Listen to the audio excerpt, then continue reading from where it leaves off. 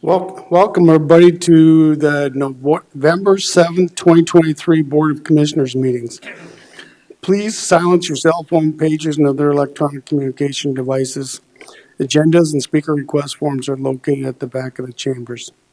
The commission now utilize the speaker request forms. If you'd like to speak on any item, please complete a speaker request form located on the bookshelves at the back of the chambers and return to Commissioner Manager Holly Hennies located at the lower right side of the dais.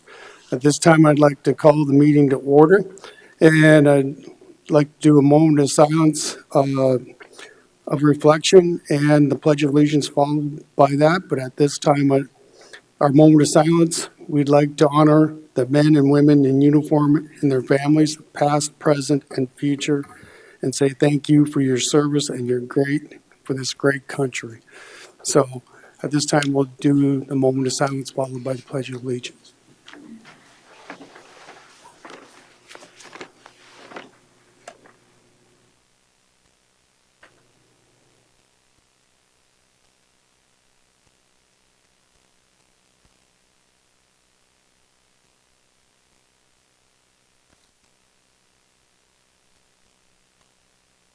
Thank you.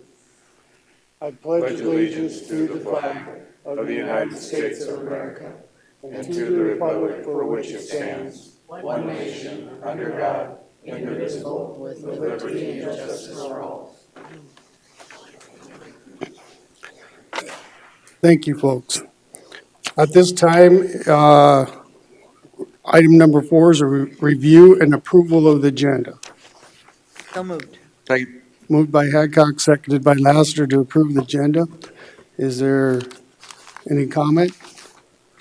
Seeing none, all in favor indicate by saying aye. Aye. Opposed, motion carries. Next, this brings us to veteran recognition, and I'll recognize Barry, Tice, and Alex from our Health and Human Services and some of their staff, please, to recognize our veterans.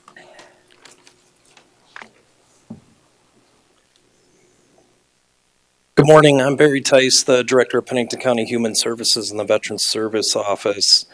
And with me, I have Brenda Dahlke, who's the Assistant Director, and Alex Bursell.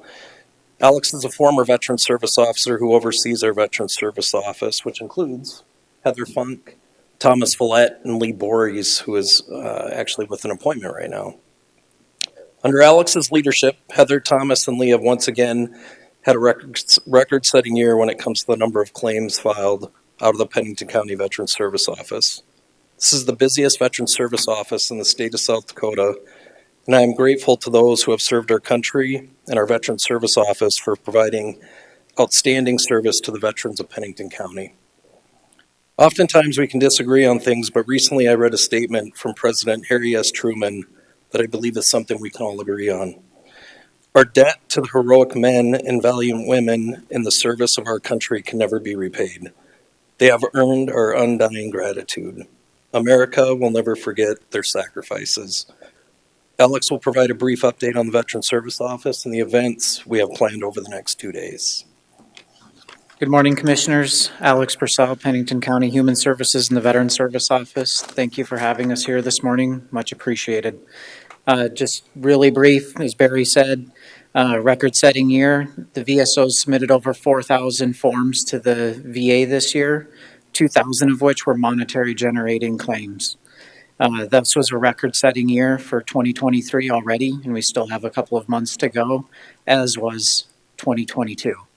So we don't see that trend going anywhere except for up in 2024 as well. I wanted to point out we'll have coffee and cookies for veterans to come in and stop by our office Wednesday and Thursday, all day. Any veteran, stop in, chat with the VSO, get some camaraderie, and have a cookie and some coffee. Thank you all.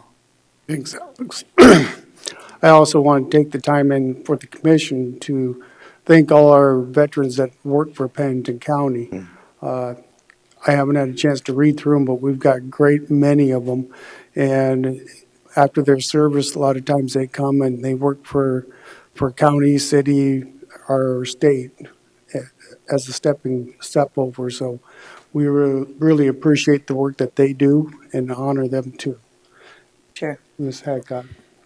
The positive here is the record-setting year. That means that we've helped more veterans, and that is I think that's pretty awesome.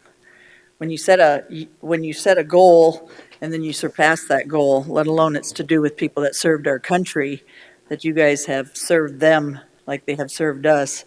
I think that's very positive, not only for Pennington County, but just for what they've done for service. I'd like to thank the women and men who sacrifice their lives in everything they do in order for us to be free in America. And sometimes we forget that. I listen to people and they forget that. Freedom is not free. It's never have been free. The sacrifices that these men and women have done for our country have been above and beyond. So for me, I've worked 17 years working with veterans, helping in different ways for that reason, because I truly believe it and get it. I just thank the veterans that are serving us for as VSOs. All four of you are veterans as well. So that also tells me that your heart is in what you're doing, that you know what these people are feeling that have served our country and what that means to sacrifice. So thank you for what you do. Thank you for our veterans in our county, and thank you for our veterans that have served us in our country. So just can't say enough. Thank you, Deb. Any other comments from the commission? I just second that. I appreciate all that the veterans have provided for us, for the freedoms that we do enjoy, and thank you for your office and what you do in your office. At this time, I'd like the commission and the audience to please stand and show appreciation for our veterans.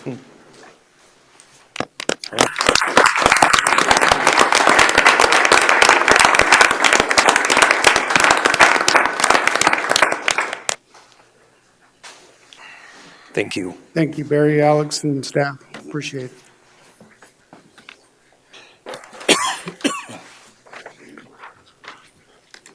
At this time on our agenda, it brings us to the consent agenda, and I'll recognize Commission Manager Holly Andes. Good morning, Commissioners. For public notice, the Board of Commissioners uses a consent agenda to act on non-controversial and routine items. The consent agenda is acted upon by one motion and vote of the Board. Items may be removed from the consent agenda and placed on the regular agenda at the request of a board member or a citizen. Today's consent agenda contains the following items: approval of the minutes of the special meeting of October 11th, 2023, approval of the minutes from the regular meeting of October 17th, 2023. Number 8 is to approve the second half 2023 budgeted operating transfers from the general fund to the E911 fund in the amount of $432,310, the emergency management fund in the amount of $82,071, and the fire administration fund in the amount of $37,950. Number 9 is to acknowledge the notice of intent to conduct a raffle for a place for Meow Rescue. Number 10 is to acknowledge the notice of intent to conduct a raffle from Shopping with the Sheriff. Number 11 is to acknowledge the disinterment permit, number 1552464. Number 12 is to approve the for fiscal year 2024 Met Warren Joint Funding Agreement 24NTJFA0037 with the U.S. Geological Survey in the amount of $44,725 as submitted by Emergency Management. Number 13 is approval of the memorandum of understanding with Lawrence County for snow removal services from the Highway Department. And number 14 is approval of the modification number 1 to the Black Hills National Forest Livestock Guard Agreement, number 23-R011020300-042, as submitted by the Highway Department. Thank you, Holly. At this time, is there any members of the public who wish to remove any items from the consent agenda? Seeing none at this time, is there any commissioners who wish to remove any items from the consent agenda for discussion? Seeing none, I'd look for a motion. Motion to approve the consent agenda. Moved by Lassiter, Second. seconded by Drews. Any further discussion? Seeing none, all in favor indicate by saying aye. Aye. Opposed? Motion carries. This brings us to our regular agenda items. At this time, I have the Rapid City Area Quality Board Member appointment of Ms. Jacqueline Cross. Is there any questions from the commission on this? So moved. Moved by Hadcock, for approval, Second. seconded by Lassiter. Any further discussion? Chairman, Ms. Hadcock? thank you, Ms. Jacqueline Cross, for serving on one of our committees for the Air Quality Board. We appreciate when people volunteer themselves and then take the time out for us, so thank you. Thank you, Deb, and I appreciate those comments too, because this air quality board is a pretty technical one, and to get people to volunteer for it, she really meets the standards, and I think she's going to be a good member for that. Any further discussion? Seeing none, all in favor indicate by saying aye. Aye. Aye. Opposed? Motion carries. Next, we come to item 16, items from auditor, and I'll recognize Cindy Moe.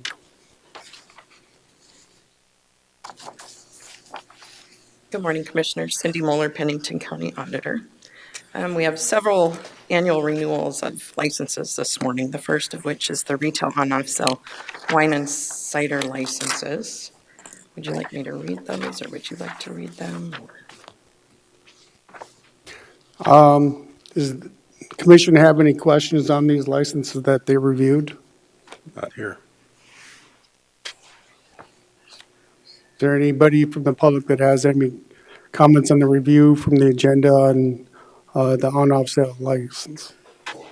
Seeing none, I think the motion should include all the names. If somebody could make that motion. I'd make it.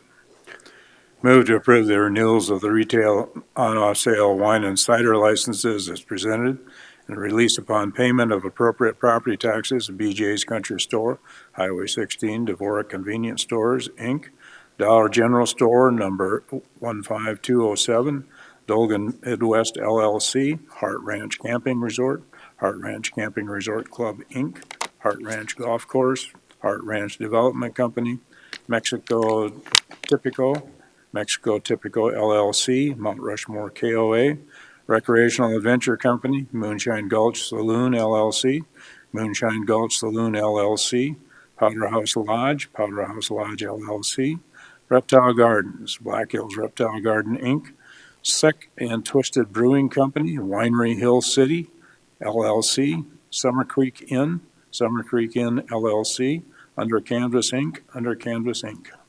There's been a motion for approval. Is there a second? Second. Moved by Drew, seconded by Roskinick. Any further discussion from public or commission? Seeing none, all in favor indicate by saying aye. Aye. Opposed?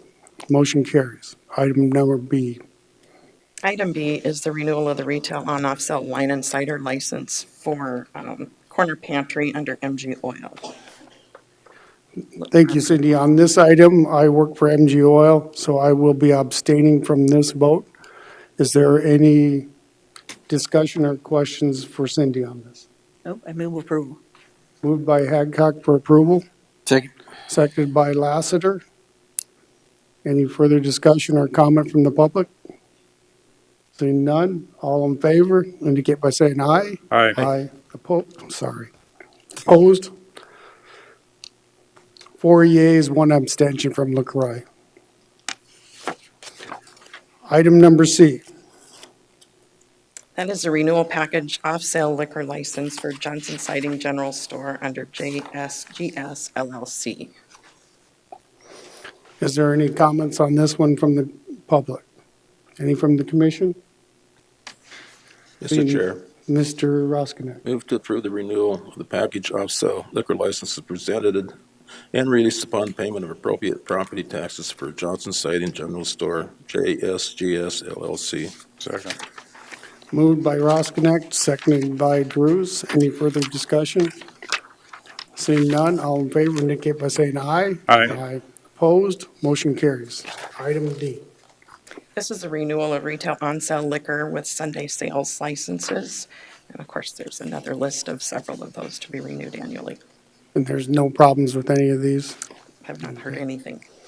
Is there any public comment on these? Any from the board? Seeing none, I'd look for a motion of all the licenses included. Mr. Chair, Mr. Drews. I'll read the motion into it. Move to approve the renewals of the retail on-sale liquor and Sunday sales licenses as presented and release the licenses upon payment of appropriate property taxes. Central States Fair, Inc., Country Store at Three Forks, Stelmach Oil, Inc., Diamond Spur Events, LLC, Mexico Typico LLC, Moonshine Gulch Saloon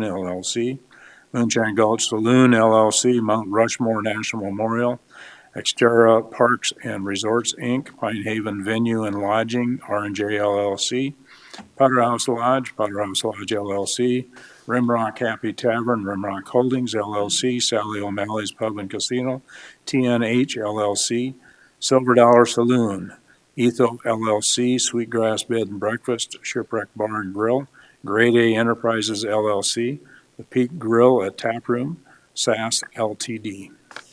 Moved by Mr. Drews, Second. seconded by Ross Connect. Any further discussion? Seeing none, all in favor indicate by saying aye. Aye. Opposed, motion carries. Thank you. Thank you, Cindy. Next, this brings us up to item 17, and this is items from Fire Administrator, and I'll recognize Jerome Harvey. Jerome Harvey, Fire Administrator, Pennington County, South Dakota.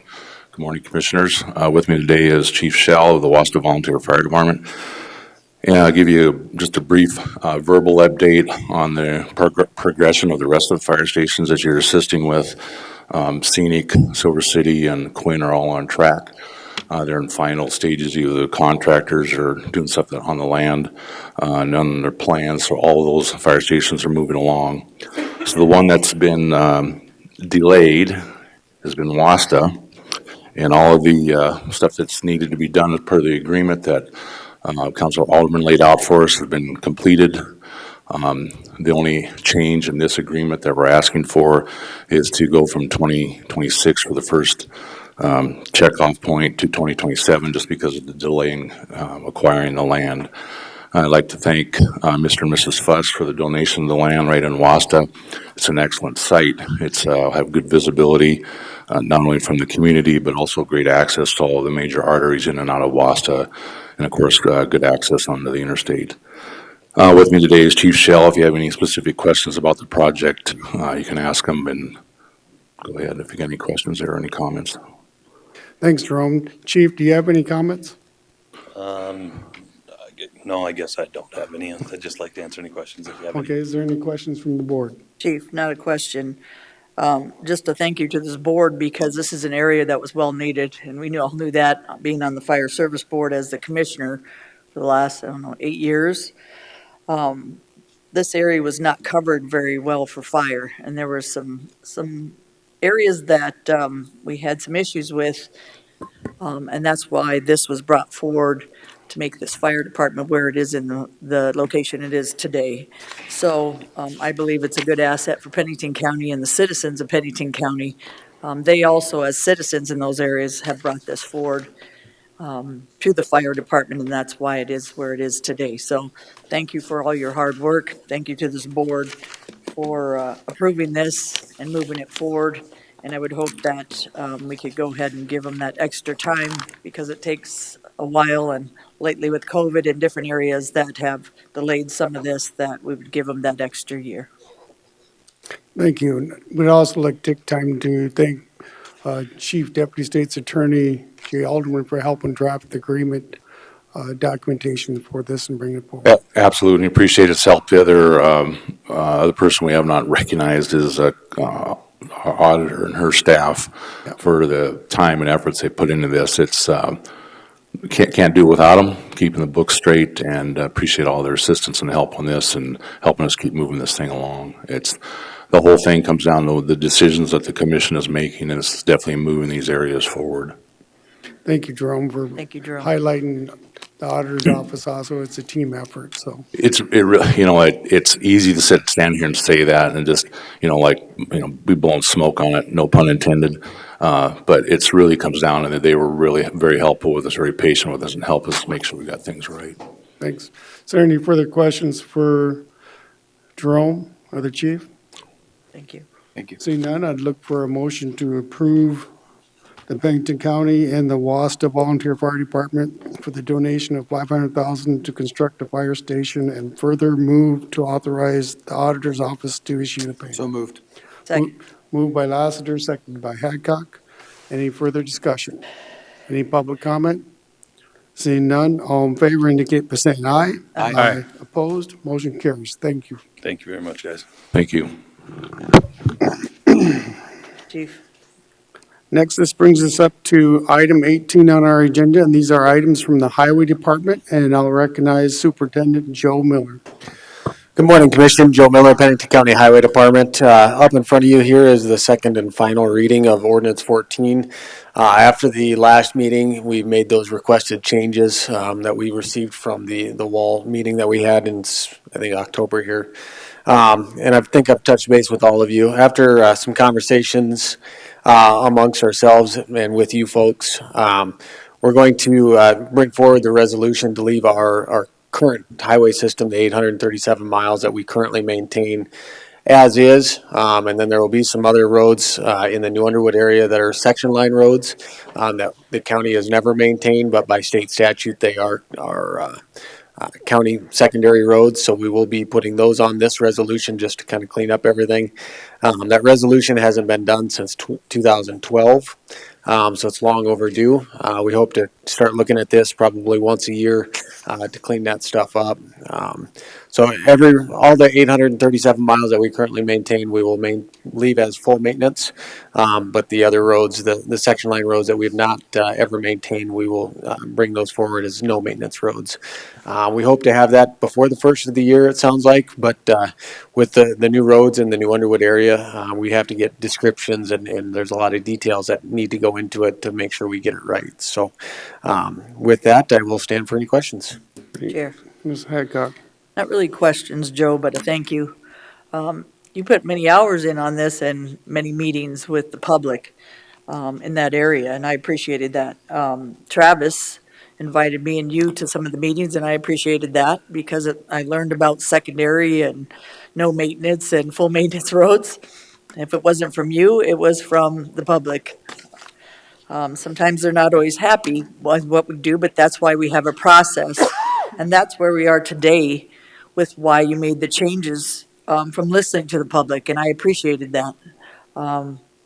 Mary Williams, the mayor of Wall, boy, did she put in some time with this as well. So she brought people to the table to discuss this so we could find a solution for this area, and that's what happened. And with our department head, which is Superintendent Joe Miller, that happened. And I can tell you it was contentious in there, but I like contention when there becomes solution in the end and people have an understanding of other people's issues, whether it be the ranchers and farmers out there with the highway and what they have to go through, and the highway, what that means to do what they're saying. So it came to a really good conclusion, and Travis, Mary, and Joe and Sean, I should give Sean credit as well. He is your second in charge. So thank you all for your time and energy to find the solution for the people out there. And I can tell you, they're very joyous. I've got lots of emails and texts, not emails, texts and phone calls from that. And it was because of you guys. I was just assisting and watching and learning why these four got this done. So thank you. Thank you. Is there any further comments from the commission?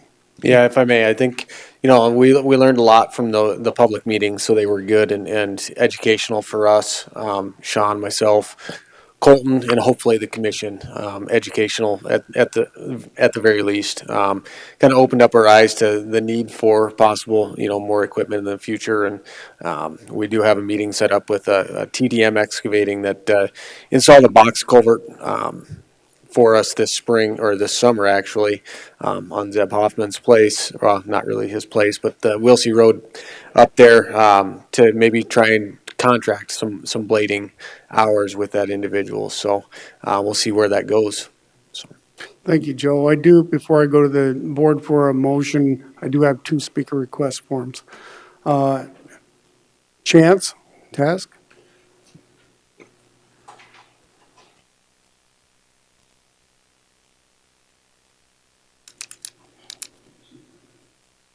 Chance Trask, Creighton, South Dakota. I just wanted to kind of say that we're glad that you reconsidered the decision to go to the minimum or no maintenance. And I'm just hoping that in a year's time, like you said, they'll revise this. You might be able to clarify that we're not going to go back and talk about minimum and no maintenance again every year. No, the road resolution is what I was referring to, right? Because the city takes over stuff, New Underwood, Rapid City, Hill City, they annex stuff in. So as they do that, they take over some of our roads, so it's needed to update the resolution to take that off of our system. So that way it's not on their books and not on ours. Like we just had an agreement here, I think it was in front of you guys in September, for 143rd Country Road and Seeger Drive out north of town here.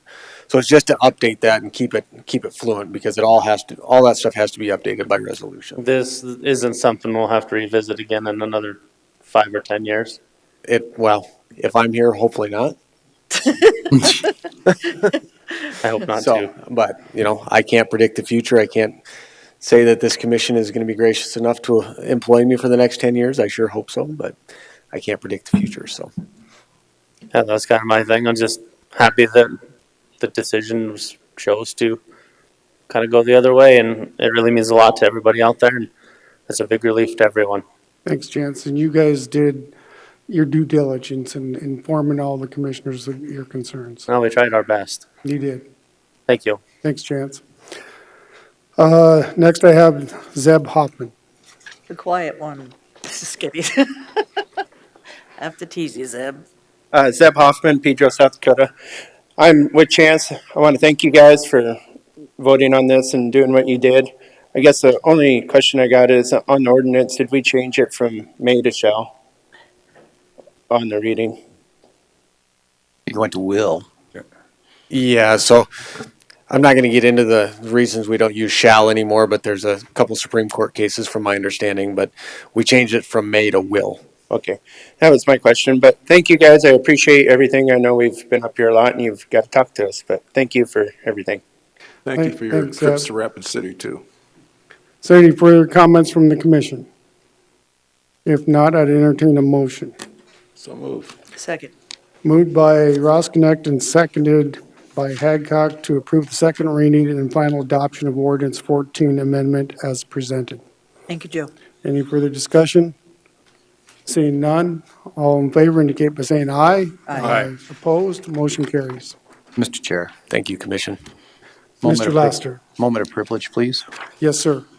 So just so you know, we have a group of students in the back here that just walked in from Landmark Classical Learning Center. Their principal's here, and I just wanted to give them an opportunity to it's a new school that's that has recently come online, and 3 of my kids are in that school. But if you don't mind giving just a couple of minutes to Sarah Schultz, the principal, so she can kind of give an idea, because our students are here mainly because of the particular class that they're in. So if the commission would allow for her to come up and just so that they can see what's going on. I'll just recheck one more time. I checked before, but is the commission okay with? It's fine. Okay. All right, Sarah. Okay. Sarah. Yes, you have to come all the way up to the speaker, to the microphone. Good morning. I won't take 2 minutes. Just wanted to say that we're glad to be here, and these are 4 of my students. We're in a rhetoric class, which is part of the classical trivium, and as Aristotle loosely defined it, it is a good man speaking well. I would like to take that a next step and say it's actually learning the art of persuasion. So these are high school students, 9th, 10th, 11th grade level, and so they've done the logic of elementary, learned to read and write, and got some stuff in their head. So now they're learning how to speak to the issues. Figured this would be a good place to start. So thank you for having us. Thank you, Sarah. Thank you. Mr. Laster, any final? I just want to say thank you for bringing them out here today, and thanks for reaching out to me last night and letting me know you'll be here so that we could at least let everyone know why the students are here. Thank you. Thank you. With that, we will move on to our next agenda item, which is item 19. This is items from the Compensation Committee, and I recognize Carol Bancroft. This is the County Employee Wage Study Update. Good morning, Commissioners. Carol Bancroft, HR Director for Pennington County. that you have in your packets the information as far as the compensation committee wage update. And so they have been working very diligently behind the scenes, but a little bit of background is that we actually started this project in January of 2023, and it was under the direction when I was hired that the commission wanted to do the wage study as an internal project. So the project lead, of course, is myself, and then the finance lead is Cindy Moeller, our auditor. So as far as, it does encompass 5 different subcommittees, and so I'll go through and show you as far as what it is that each of the committees are working on. So the first one is led by Joe Miller, is the chairperson of this subcommittee, and it's actually a combination of the market analysis and wage scale. And so they have completed a number of tasks already that they have listed out as far as any of the comparable employers that is specific to each department for being able to do a comprehensive market analysis. And that was completed in April of 17. And then, thank you, commissioners, but you did approve the software license for Lightcast market analysis tool. That was done in April of 18. And then developed and agreed on a new template for position descriptions is what the subcommittee had done. And that was completed in May 22nd.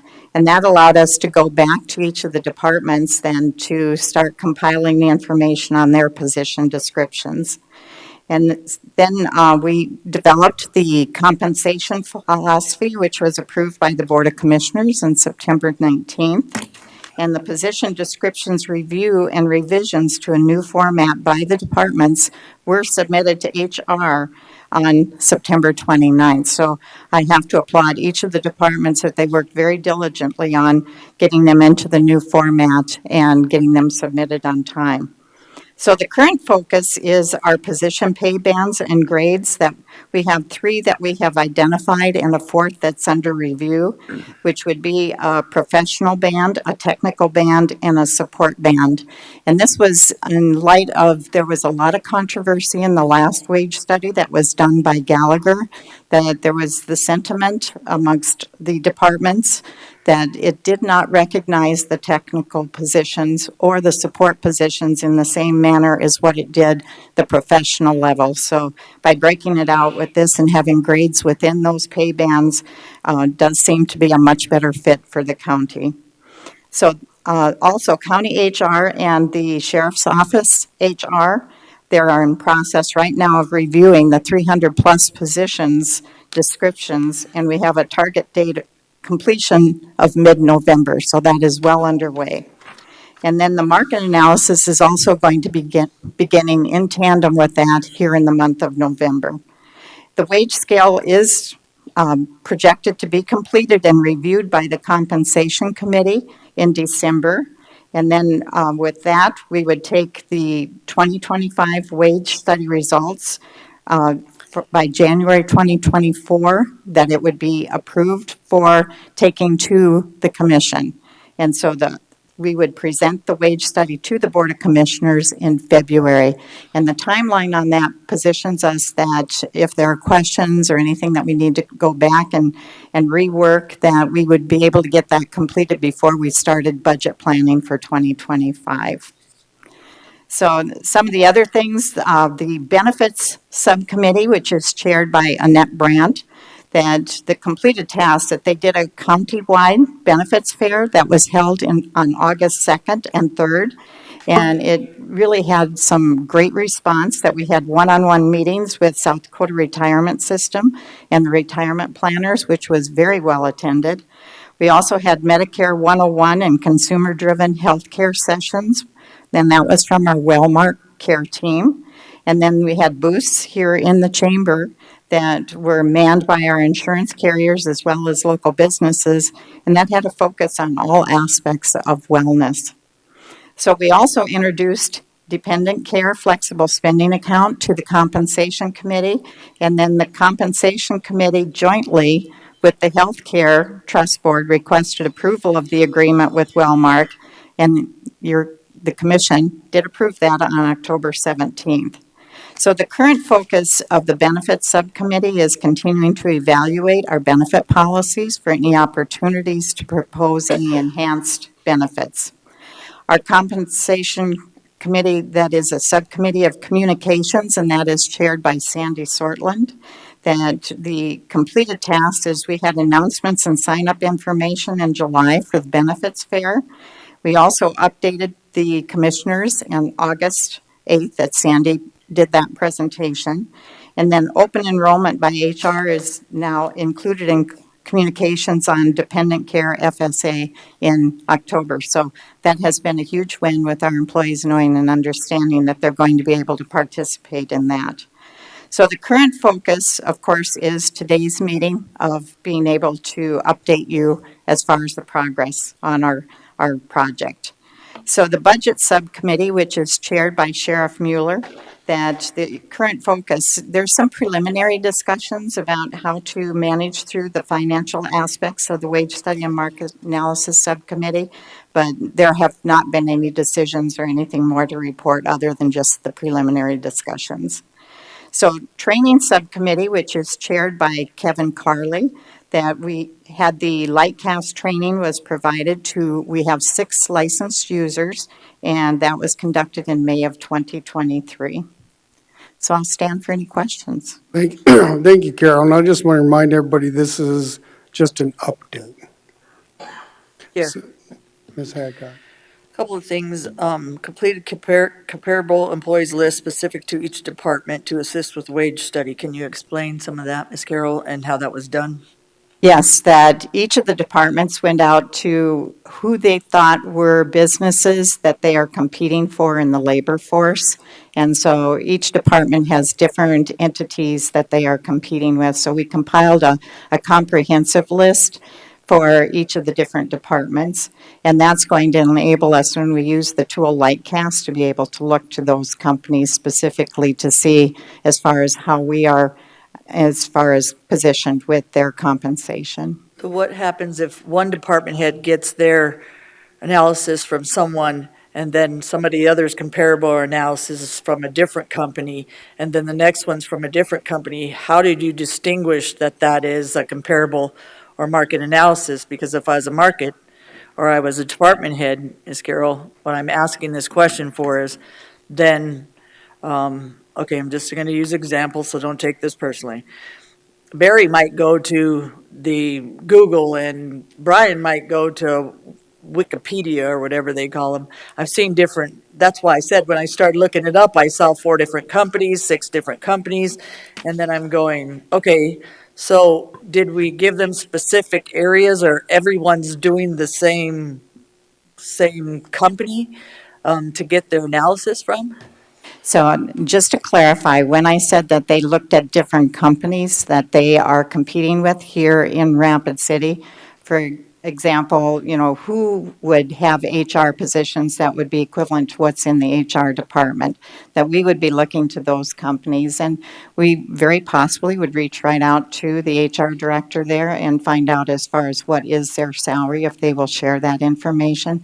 That is just one data point, that when you do the statistical analysis, that you need to have a multitude of different data points to be able to do that analysis and make sure that when you are statistically looking at it, that you put together the bell curve of your results and, you know, without getting too deep into the analysis process, that you look at what are the outliers, you throw out, for example, the highest and the lowest, and then you look to what's the median of that range. So Lightcast is going to provide us, which that is probably one of our best resources for almost all of the positions.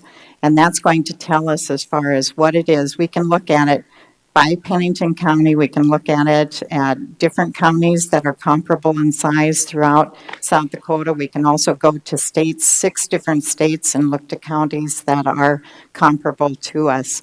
And then also, for example, right now, we have one of our departments, well, all of our departments are actually going out to look at the department heads, and they're reaching out to those various entities that I just described, and they're going direct to them to get as far as what's the current but they're also looking at what's the position description, what are the years of service. So there's just a lot of information and data that we put into this analysis.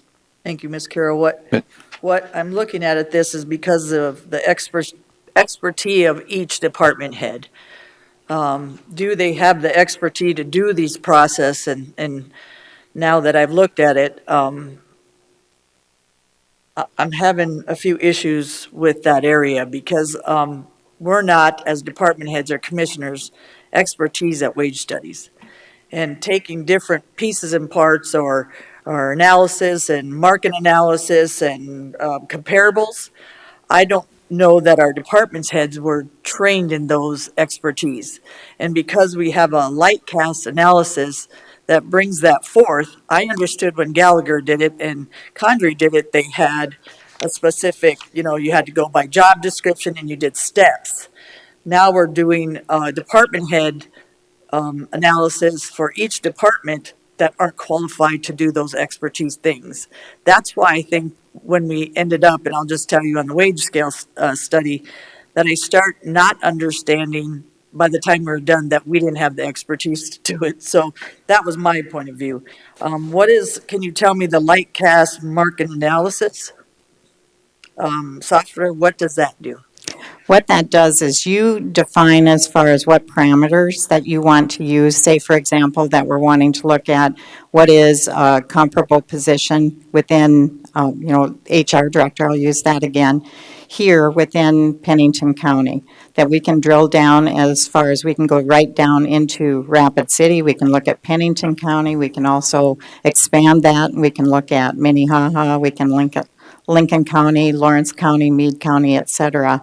And then what you do is you put in as far as what is it that you want to know as far as the range, what's the minimum, what's the maximum, what's the median. And it will bring up that data then as far as any of those positions within those areas. So how do we as a department head or HR, how do you determine what is the minimum or maximum? It shows that on the matrix that it brings up. So who picks that, Ms. Carroll? Pardon? Who picks the minimum or maximum on that wage scale? Lightcast does. Okay. Here's and this is why people got an email, I'm going to be up straight. Because with this policy and procedure that we have moved forward with, I see some people coming forward and getting exceptions, and then now we're supposed to be doing a wage study. And when I sent that email out, it wasn't to be offensive to other people. I don't know how to email. I pushed a button, and I didn't know how to BBC or whatever, so I'll be up straight. So I apologize to anybody I offended in that way. It wasn't towards anybody. It was towards the issue that policy and procedures not being followed, and that we were making exceptions before a wage study has been done.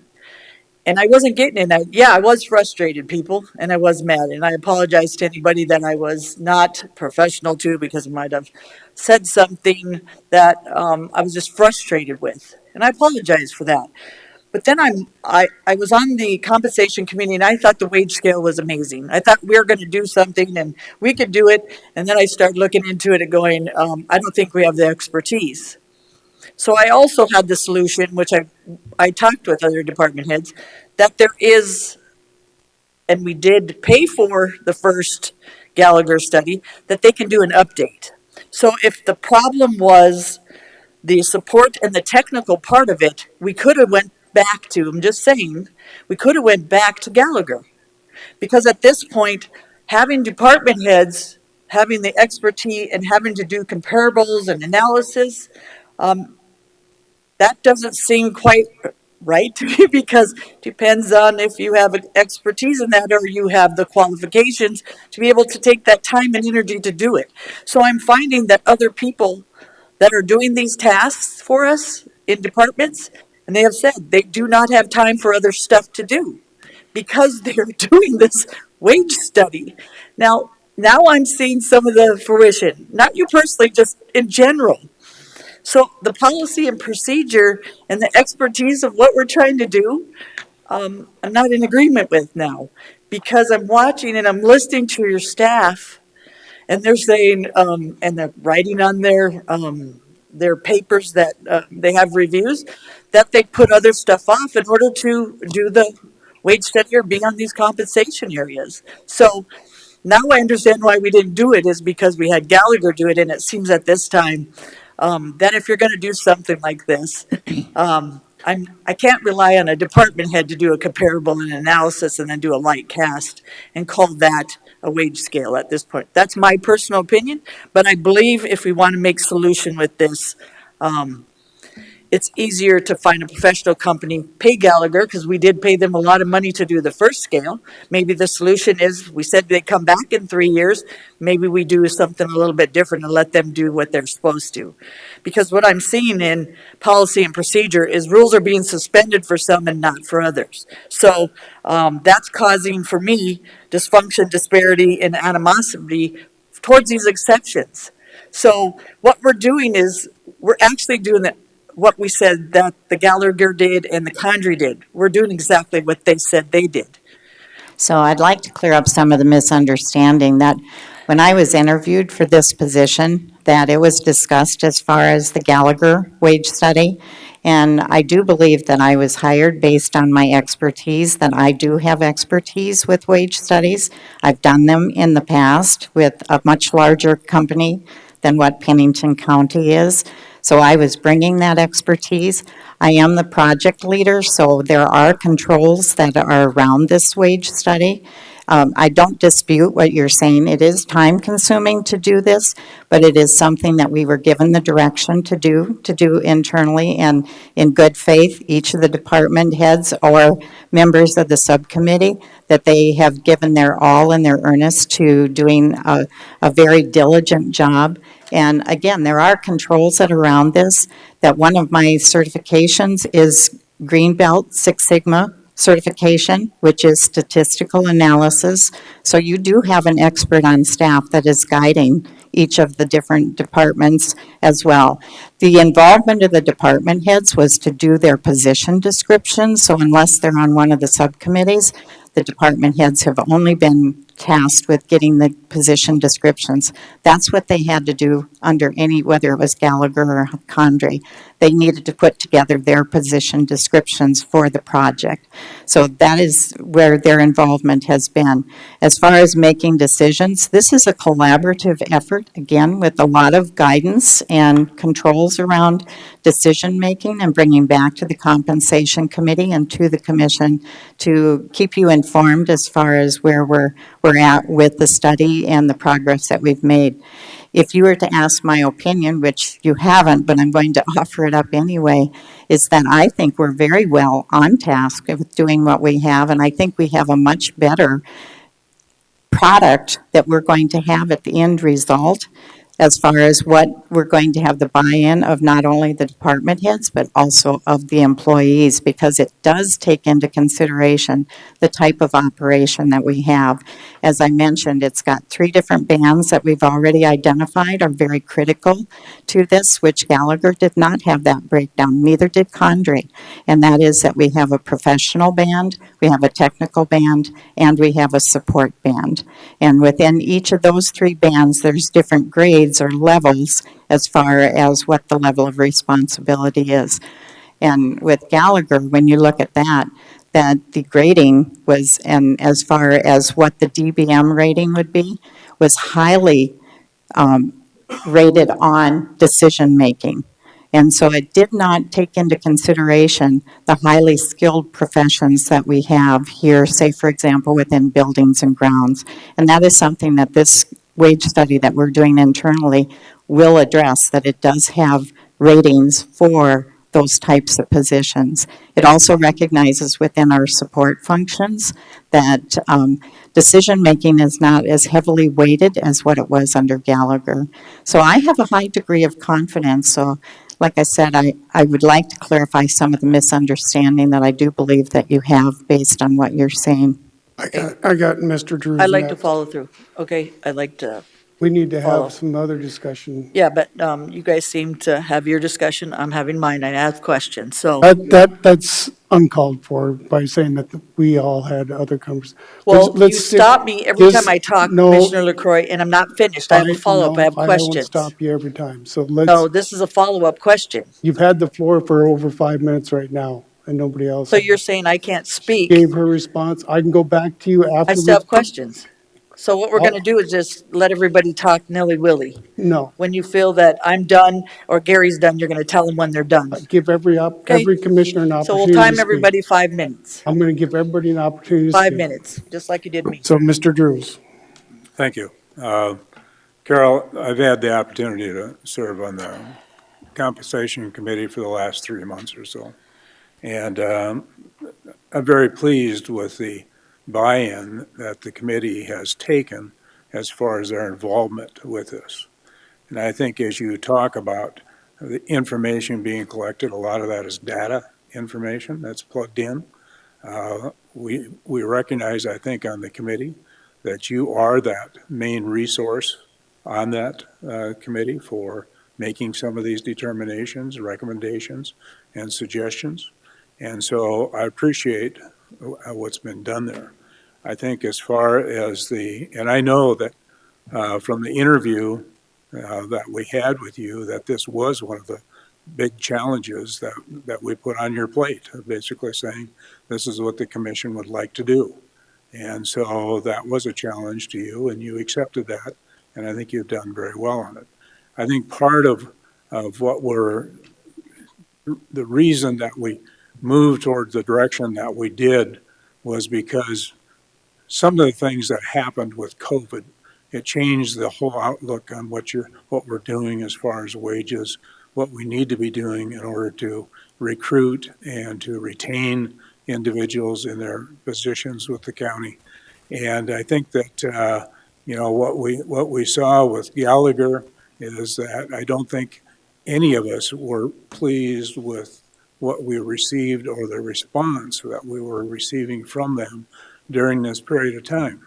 And so I think it was just natural that we not go back to them. And if we thought we could do it in-house, that was the best choice. And I truly believe that has been the best choice. It takes time. We recognize that. It takes a lot of time in order to develop this information. And the committee is not made of full-time employees that serve on that committee. They're full-time employees in other positions, and they're providing their expertise. They recognize what had happened in the past, and I think that they're making some good effort in trying to correct this for all employees in the county. So I thank you for your work on it, Carol. Thank you, Mr. Drew. Mr. Laster? I have a couple of questions, if you don't mind, sir. Sure. Carol, who all's on the compensation committee? The compensation committee, and I'll look to Cindy to correct me if I'm wrong, but Cindy Moeller, our auditor, is the chair. We have Sheriff Mueller. We also have Annette Brandt, who is the treasurer. We have Laura Retzel, our state's attorney. We have Joe Miller, the highway superintendent, and Kevin Carley, who is the 911 director.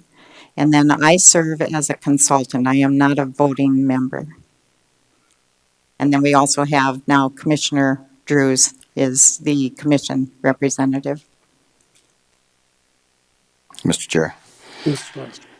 So I heard a little bit about Lightcast. I heard what you put in there. Now, whenever you're doing comparables, I guess my biggest question is, what all does it take into consideration? And what I mean by that is sometimes you can say, oh, and I've heard this because some people are saying, McDonald's is paying $18 an hour, so we need to jump up to $18 an hour. What they fail to see is that McDonald's pays $18 an hour, but for 29 hours, and you don't get benefits. So you get what I'm talking about, or other counties, they may pay $18 for a particular position, but whenever it comes to their benefits, like their medical, they're paying twice the amount that we are in those payouts. So can you kind of give me an understanding of what this program does?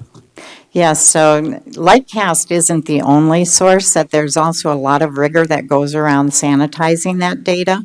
So again, we're using specifics like Minnehaha County, and we We use our relationships that we have with them to better understand exactly, to your point, what are the benefits? What is it as far as years of service? What's the position description? And so, are there disparities between that? And that's where you come up with, as far as when you're putting together your data and you've got your bell curve, that you're taking those things into consideration as other data points in this. So it's not just specifically looking at the salary piece of it, it's looking at all the different aspects. That's why it is very time consuming to do. Okay, Mr. Chair. Is there any other company working? I know we've used Gallagher in the past, but is there any other company or professional salary type of company out there working with y'all on this, or you just, your expertise, the team that you have together, and then Lightcast? That's a really good question, Commissioner Laster, that as far as working with another company, no, we have not contracted with any other company to do that. And so we are doing this internally based on the expertise, but we're also looking back at the data that we have from Gallagher as well as Condrey from years ago.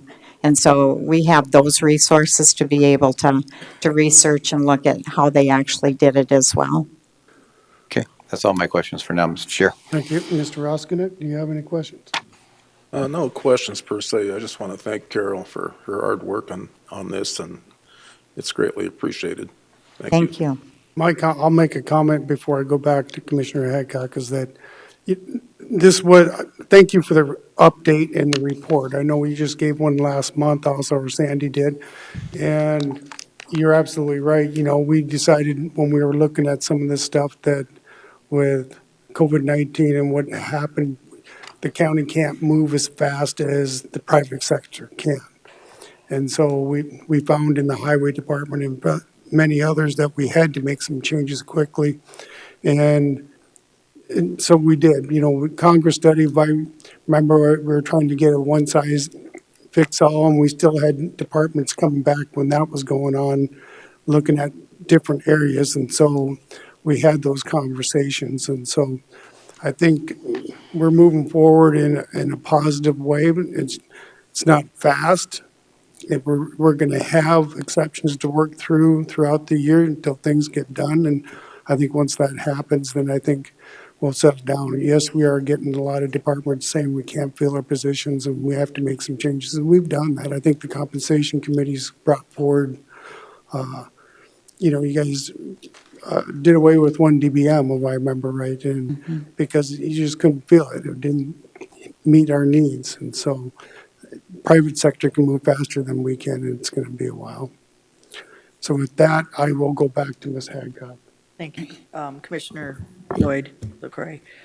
So here's where the expertise for me of them, the department head, completed comparable employers list specific to each department. Are you helping them because you are the person that's done this before with each department? You're going in and doing the comparables from the same company, the same list. That's why I said there's many out there.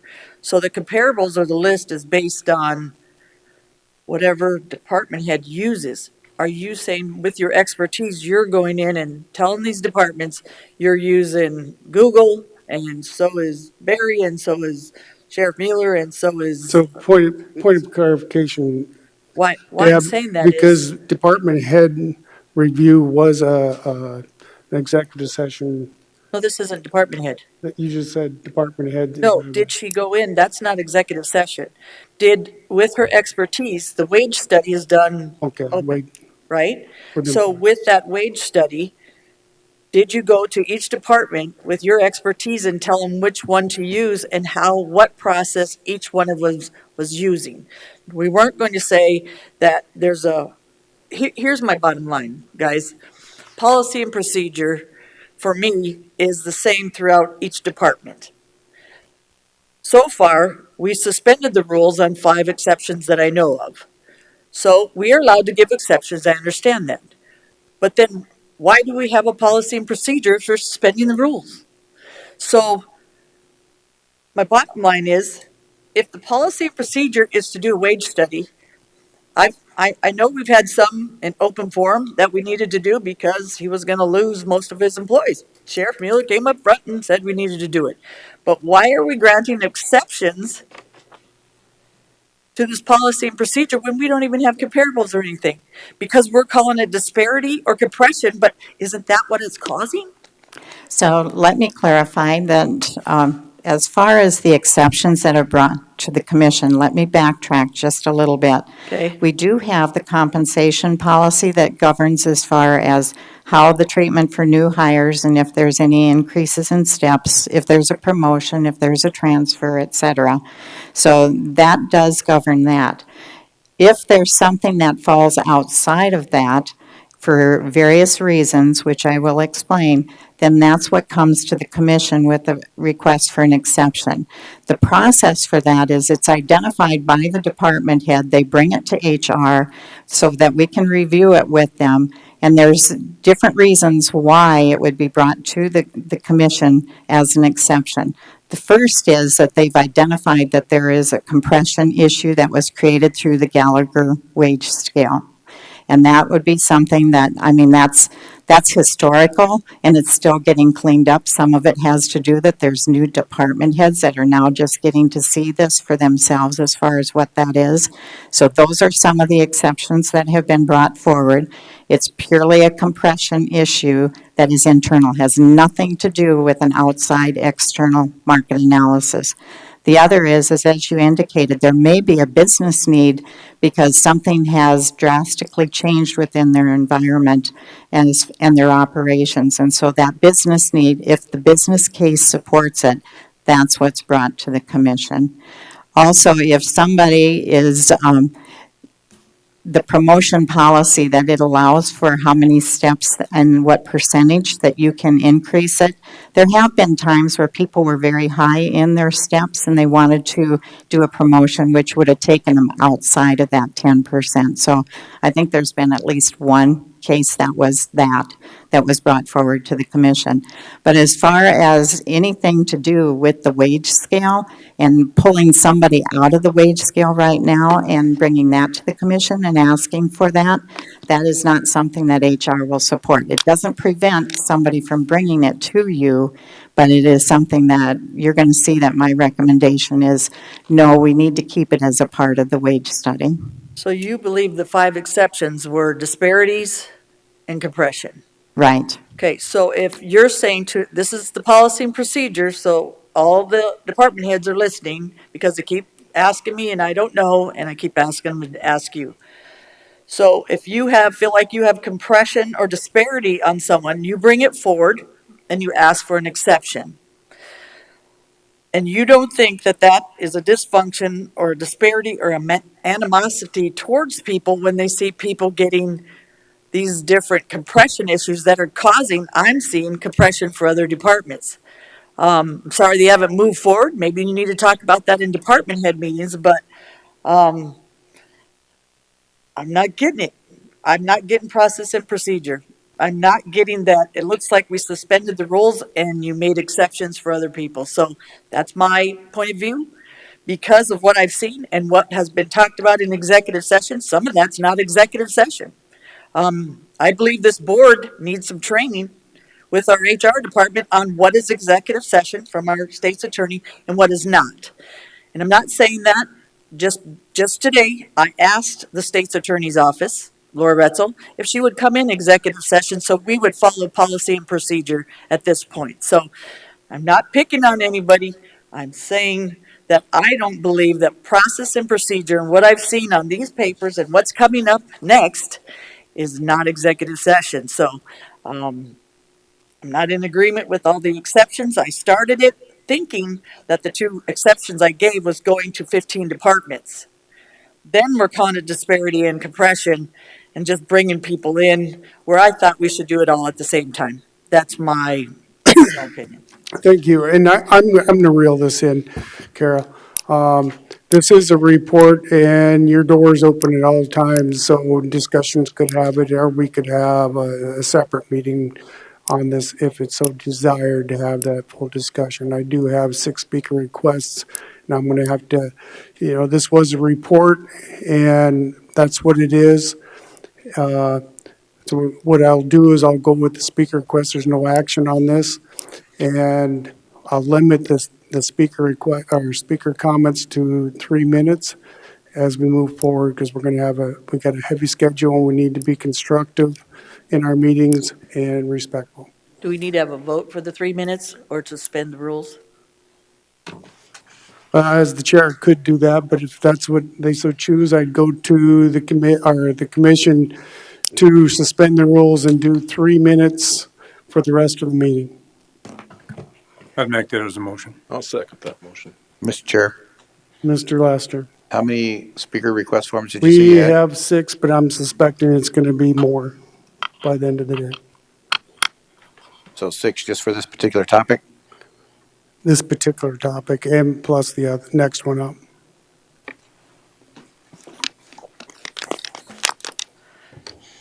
I just wanted clarification. Chair, I'm going to disagree at this time. I Okay. think this is a pretty important subject for the taxpayers, and a wage study is going to change and be a huge difference for the taxpayers. So it's something that I think is very important to listen to.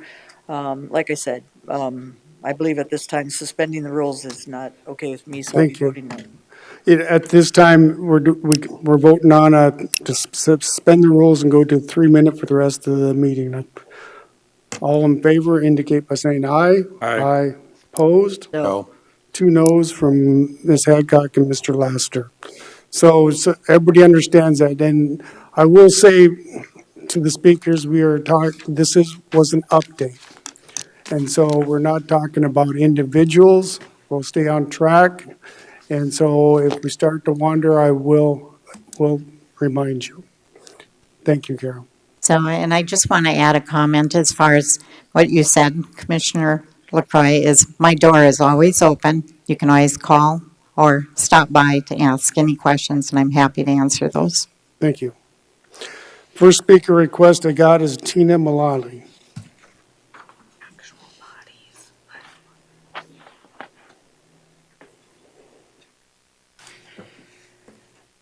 So Tina, you know the lights type? Yes, I thing? do. Okay. Thank you, sir. Tina Mullally, Legislative District 35 Representative. And I appreciate you allowing us to speak today. I do understand that this is specifically an update, but I do have some questions on the Lightcast marketing analysis software. I'd like to know who designed that and where that came from. And the HR department can get that to me. I can make sure that you have my email address. Another thing I would like to know on the benefit analysis, if when the question was partly answered, it stated that the benefits were included in the wage comparisons. My issue with that is that when we're in government, you know that the retention in government is so much higher than the retention in the private sector.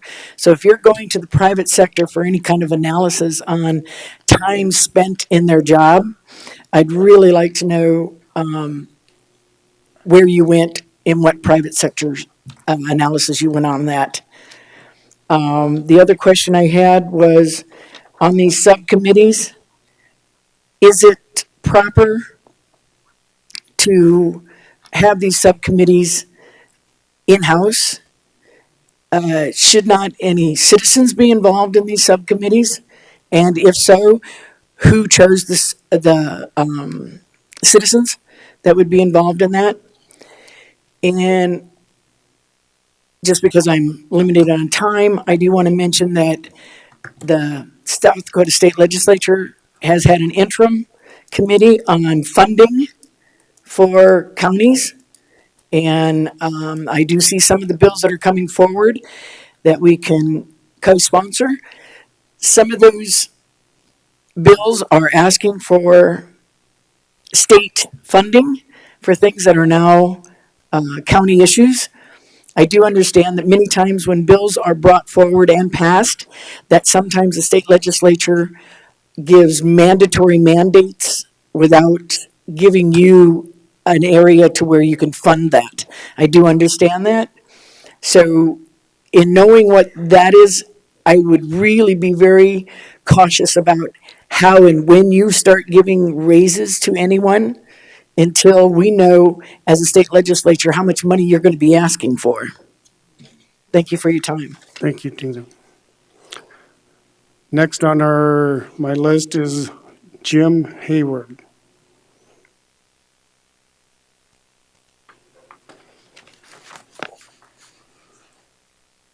Jim Hayward, I live 7860 Longview Road out in Rapid Valley. And I have to apologize, I didn't read the agenda closely enough. I should have marked item 21 instead of 19. So if I could, do I need to submit a new? No, I just put it on here, Okay. Jim. I'll call you up on item Thank you, sir. 21. Thank you, sir. Next is Julie Fry Mueller.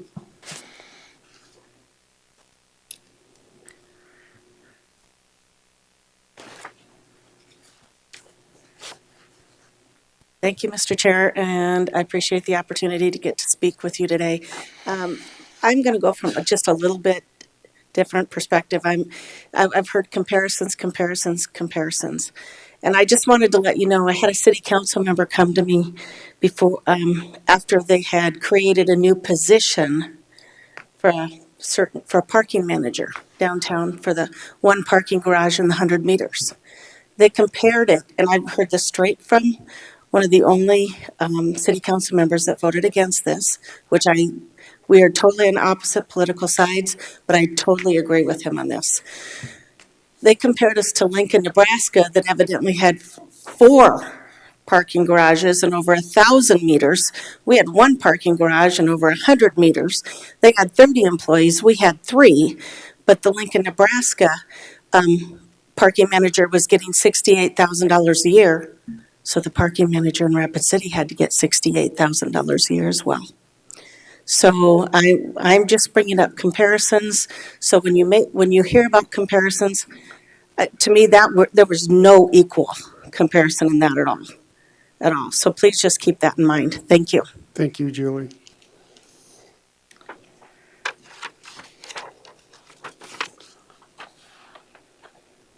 Next, I have Mike Mueller.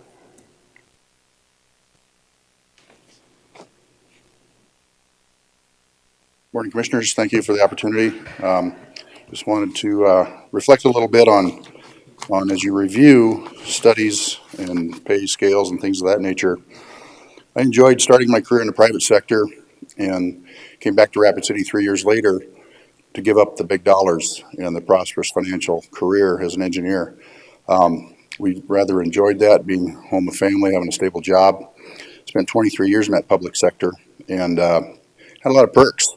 We had benefits such as annual leave plus sick leave. We had contributions to retirement. We had holidays that private sector didn't have.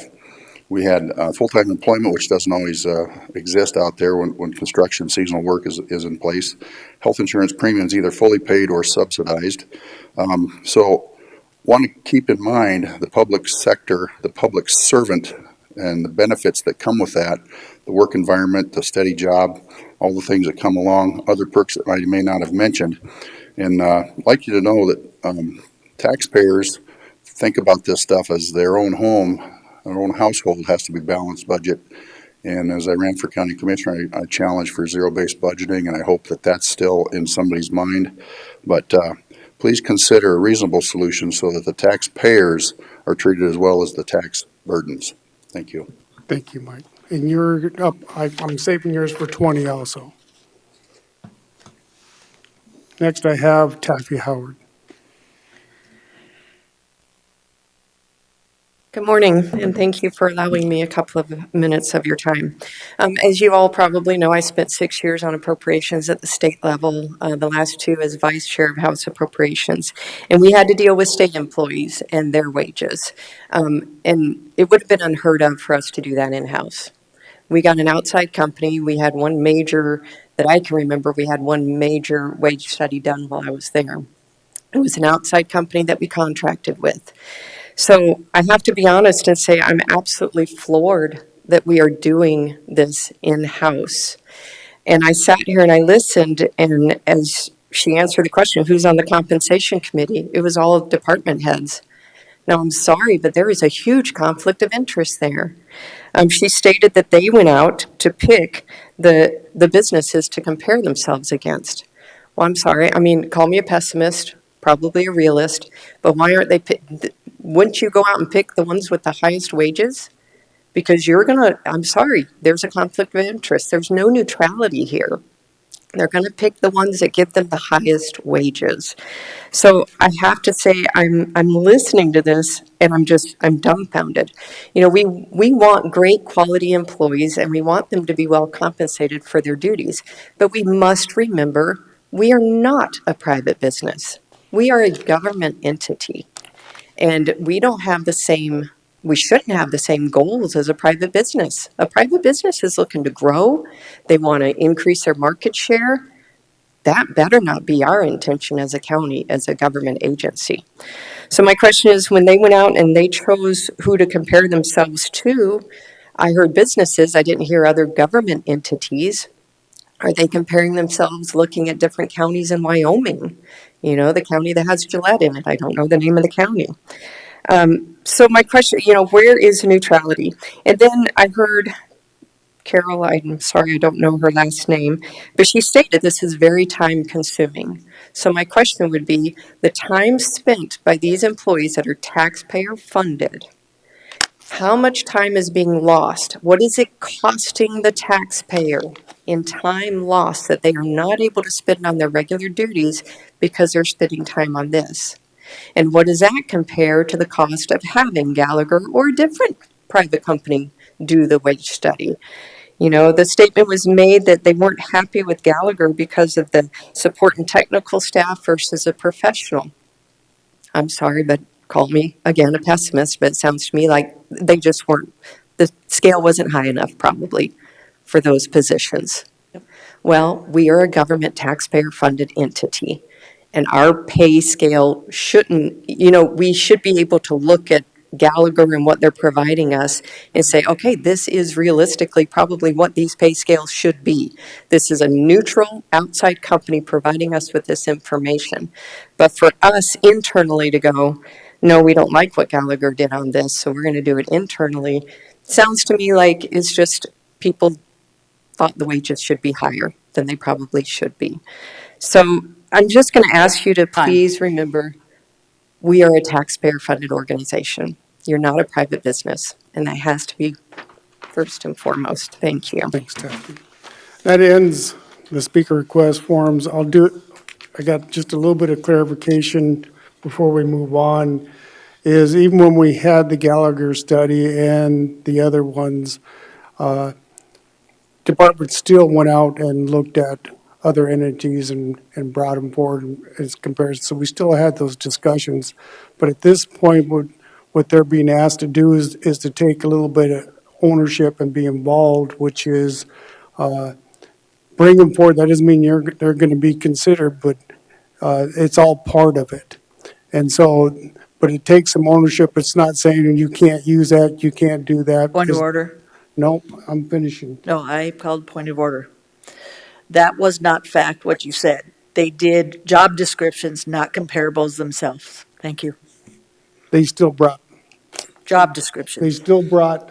Job descriptions. No, they still not did. market analysis or comparables. Excuse me. Just saying. No. So with this part, that's what they were tasked to do, take some ownership in it, because it will happen. So with that being said, this commission did make that recommendation to do it in-house because they looked at some other stuff. So I just wanted to make that clarification before we move on. Fact. With that, thank you, Carol, for your update. Next, we come to item number 20, and this is Public Defender's Office funding and location. Mr. Commissioner Lassiter. Yes, sir. Was in the PDO's meeting yesterday. It was a good update, and so I thought I saw Eric. Yeah, Eric, do you mind coming up here and kind of giving an overview, and then we'll open for some questions because I have a couple of questions.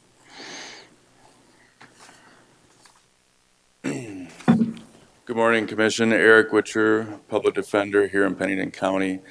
As Commissioner Lassiter mentioned, did have an advisory board meeting yesterday. We kind of, part of, I think what the question is the indigent defense task force that I was asked to be a member of that task force and appointed by the Chief Justice to review indigent defense services across the state of South Dakota. With that, and the reason I think that kind of became something to review is for a number of reasons. One, a lot of counties across the state, both your more urban counties like ourselves, as well as your more rural counties, are having difficulty funding indigent defense services from a number of, and including having enough attorneys to accept cases, as well as the bills that come in. So part of it is a funding issue. The other thing, other question that we were tasked with reviewing is how do you deliver good services across the state of South Dakota, considering our combination of more urban and city areas as well as more rural areas. And through that, there was three main recommendations. The first being to recommend that a commission be formed to set standards so that, and that's caseload standards as well as qualification standards. For example, I think it kind of goes, it's pretty self-explanatory that somebody who just never had a criminal case before shouldn't accept a murder case, for example. And also, though, how many cases should attorneys be accepting across the state of South Dakota, considering travel time, all of those things. And to establish that commission to help with answer those questions, because currently in the state of South Dakota, there is no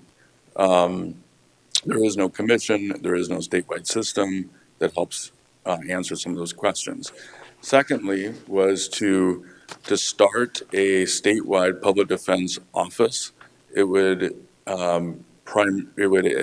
not primarily, it would be exclusively handling appellate cases, both criminal appeals as well as what are called abuse and neglect appeals across the state of South Dakota. So that office would be relatively small in scope, a few attorneys. So those were and then secondly, to those two recommendations, and then to also have more study. One of the things that was obvious from our study is we don't really know how many cases and what kind of cases are being assigned to court-appointed counsel across the state of South Dakota. Like, we have good data, like here in Pennington County, but we don't have good data across the state. And so how to deliver services to some of these more rural counties as well as more rural circuits, we had more questions than answers. So those are the primary findings of the commission. Mr. Chair. Task force. Mr. Lester.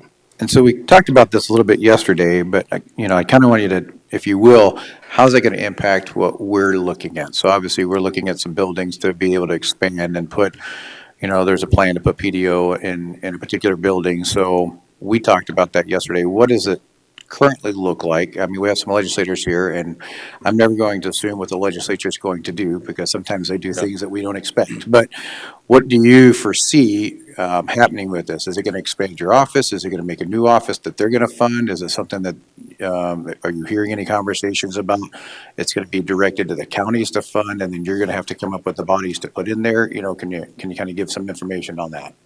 So I think the task force did our recommendations are a small step forward. And so beyond that, and all of that is going to be entirely up to the legislature whether they enact any of this. And then there's also a bunch of funding things that have come out of some of the county meetings as well.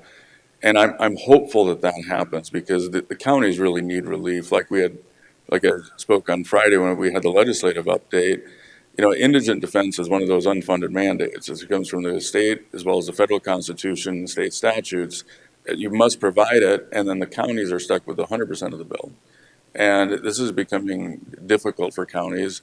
public defense across the country has doubled over the last 10 years, and it'll likely double again in the next 5 years because of attorney shortages. So there's really a lot of pinches that are happening. So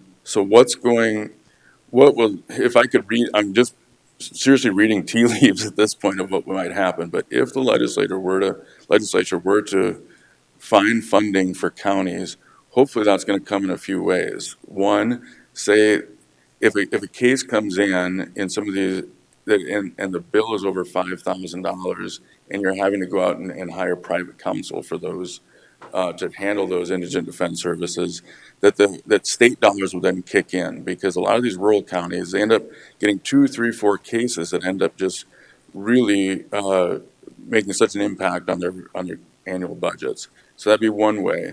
Secondly, the statewide office would help a little for all the counties. If you have an appeal, it could go there.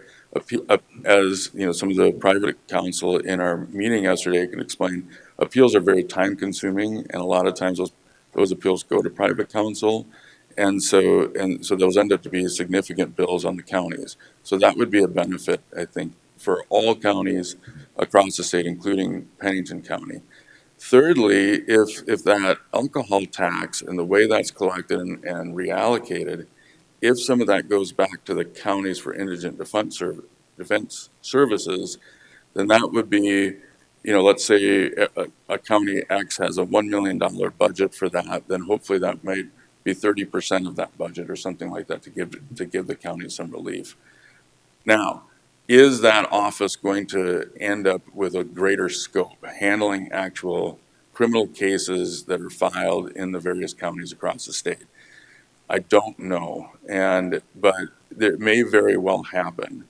I would if I were to read the tea leaves, this is all I'm doing, is say that probably the last places that's going to happen is in like Minnehaha County and in Pennington County, where you have public defender's offices. You also have your conflict offices already in place, and fairly robust private bar to handle the rest of the cases.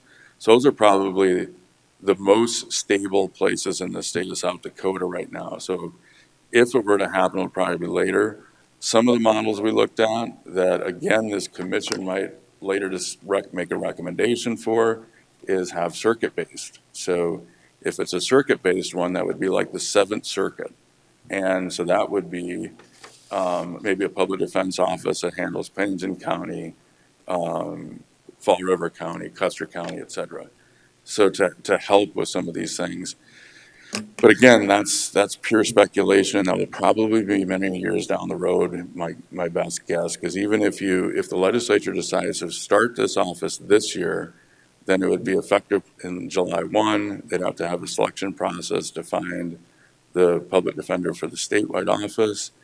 They'd have to start standing up that office, and so you're looking at time before they'd even be operational on the appellate side, and then are they going to increase? And the studies has to happen to expand that office to other parts of the state. Hopefully that a little bit of tea leaves trying to read there. Okay, thank you. Sorry. Any further, Ms. Hadcock? So, funding-wise, I agree. I have been on your committee. And we have your office, we have a leased office, and then we have Dakota Plains, who I think do an amazing job. So can you tell me how many people are in the leased office right now? We have 3 attorneys and 2 staff in our satellite office. So 5 people. Correct. So I appreciate that. We're talking about location. Let's talk about location. Do I believe that the Public Defender's Office needs funding? Do I believe that you do a great job? I also believe that we have a public safety building that the city is not going to be using with us. And you already have an office, and we're moving people out. That at this point, I believe that we could fund or not lease another building to put the 5 people in your area. So for me, locations, I think we ought to put you all in one place. Number 2, if we are not having the police department come over, and that's many people, that's not just 5, that we should put you all together. And then what I liked about what you did before to save space was you ended up having people work at home, and you had some very productive people at home. So I'll keep saying there's innovation instead of more buildings. So for locations, that's why I'm saying, if for me, I think it's more, and you have it all set up, you're ready to go, you could have 5 more spaces done. We wouldn't have to buy another building for buildings and grounds, or we could figure it out through that instead of buying another building across the street just for public defender and buildings and grounds at this point. That's my thoughts, because I have actually, and people know, I have looked up and I have worked with your people. I've asked Dakota Plains how many people they have. We are going to have the state's attorneys in this office, in this building. So it seems more conducive to have, if it's going to be called a Justice Center, that was said at the July 5th or July 15th meeting from one of our buildings and grounds men that no longer is here. But long story short, I'm trying to figure out why we have to put you in a different location when we have lots of space at this point through public safety, not having the police department coming over. That was supposed to be a $9 million contract. That's a lot of spaces. That's a lot of remodel that we wouldn't have to do and put you in our building that we have here. So location-wise, I believe you've been innovative. I think we can even be more innovative like we did before with the home offices. Some of those people can work at home. Those are just my thoughts today. We're having a legislative study. They need to help you. So they need to help your office to be able to fund and take care of the citizens of this area. Not in disagreement at all with that, sir. Thank you. Is there any further questions from the commission? Seeing none, I'll go to the speaker request forms that I do have. I have Tanchi Weaver. Again, this is no action. This is just informational. Tanchi. Good morning to all you commissioners. I've been kind of following this buildings and grounds issue throughout the year. In particular, there was a meeting on, it was the 6th of June this year. About an hour in, there was a lot of discussion about buildings, and I agree with Commissioner Hadcock that the proliferation of government buildings is taking an awful lot off the tax rolls.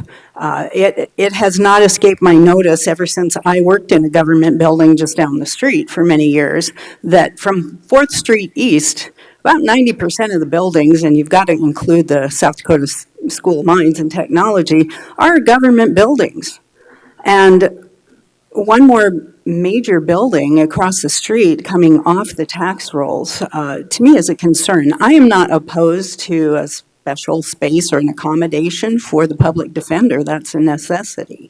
But again, due to current circumstances with the police department not moving in to the second floor here, I think that opens up a possibility. And yes, if this is going to be a justice center, then both sides of justice should be represented in that center.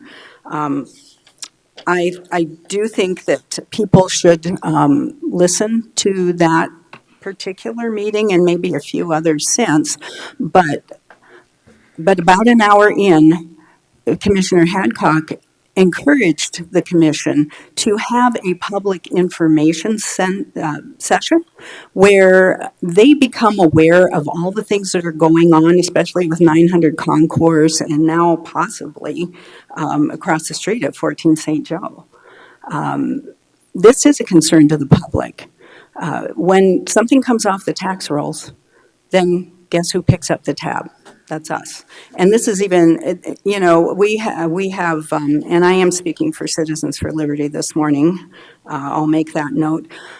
We are concerned about the proliferation of government. I will go back to what Taffy Howard said on the previous item. The goal of government should not be to grow.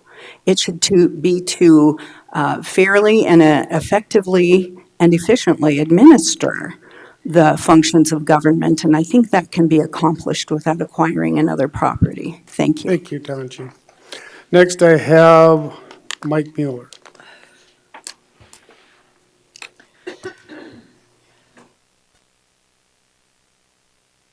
Thank you again, Commissioners, for allowing me to speak. Mike Mueller. As the 900 Concourse building was pursued, and that was a larger facility, I believe, than what was necessary at the time.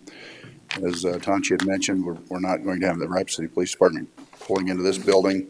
During those discussions back in the day for adding that concourse facility, I challenged, since the COVID issue had hit us and it changed the work office drastically, people work from home at tremendous volumes, both in private and public. I know state agencies did the same thing.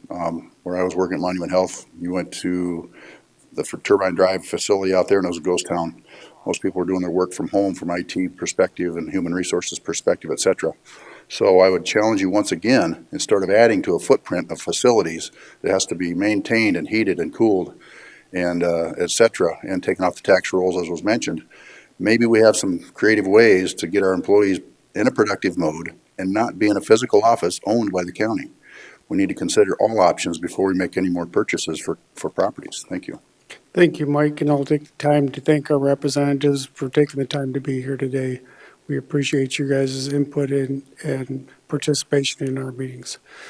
So with that, I will move on to item 21, which is items from the public. I do have one speaker request form.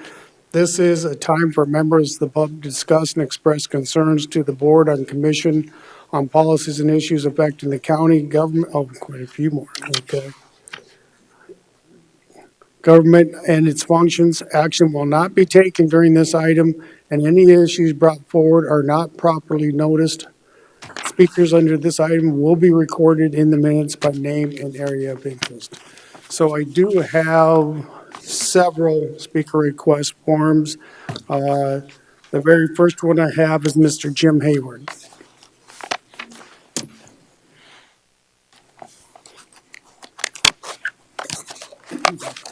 Thank you, Commissioners. Jim Hayward, live in Rapid Valley.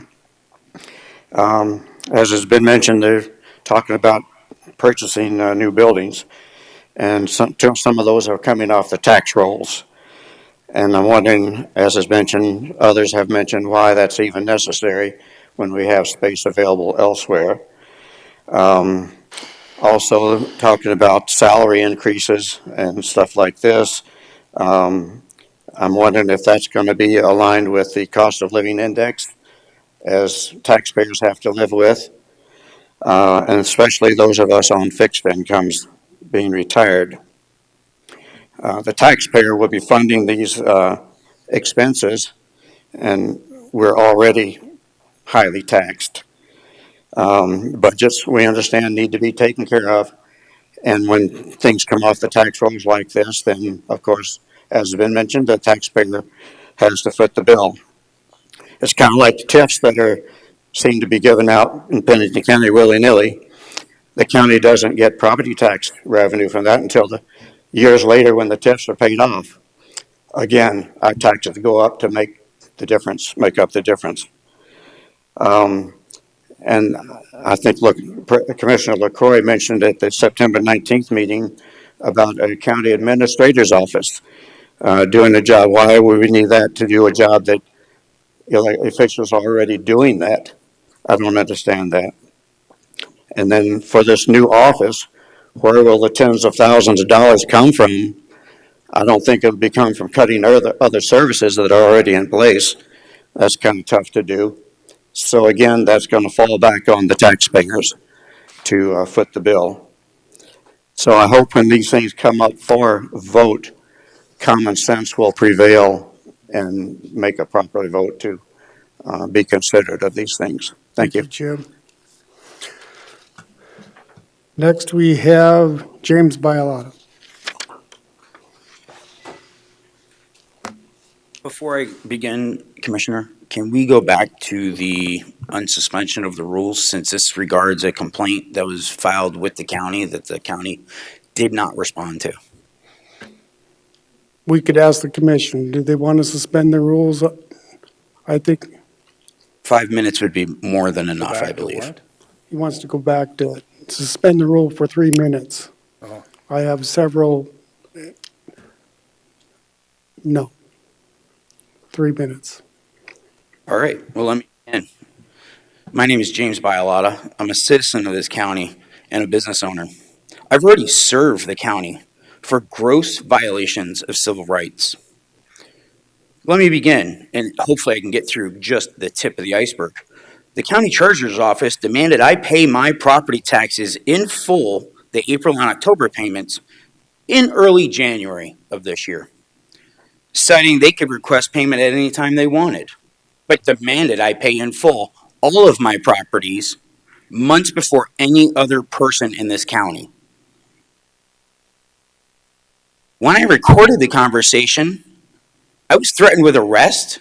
They called the county sheriff's department on me and asked me to leave, a denial of public service, which is again another civil rights violation.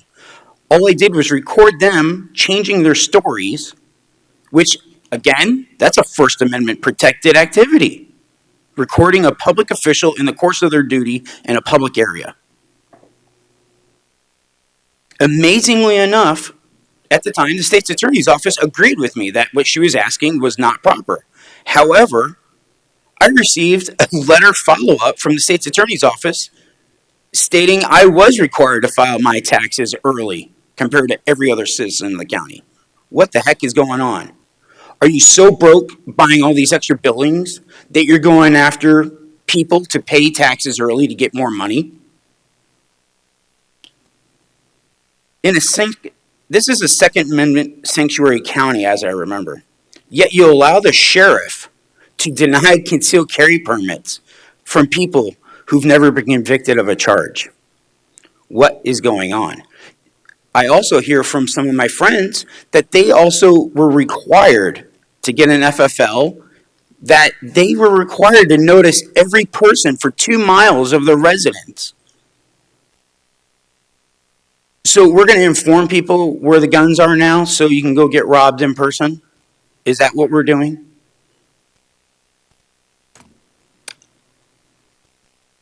You also plan to hire a county manager, an unelected bureaucrat. Is it because you can no longer do the job you're elected to do?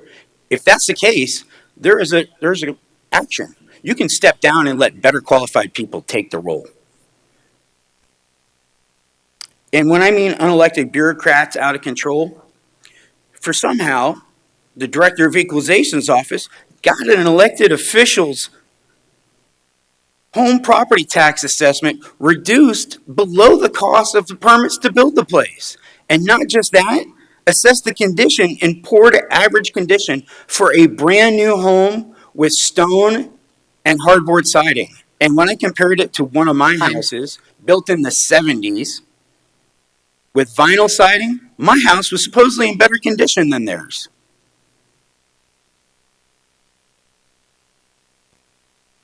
When you look at the auditor's office, we have elected officials who are on the ballot in the vote counting area. We reported this, and you know what happened? I was threatened for arrest for reporting this criminal activity. And the worst appears that each time any reported fraud, corruption, or illegal activity is reported, the county retaliates. One such action has now prevented 3 new businesses from coming into the area, preventing 300 new jobs. The county has even stopped people from public comment speaking in this room and removed them without a crime or an infraction. When will the corruption stop? You were served with notice of intent to sue, and we're following up. Thank you. Thank you. I ask that any commissioner put this on the agenda. These are criminal complaints. Thank you, Mr. Bialotta.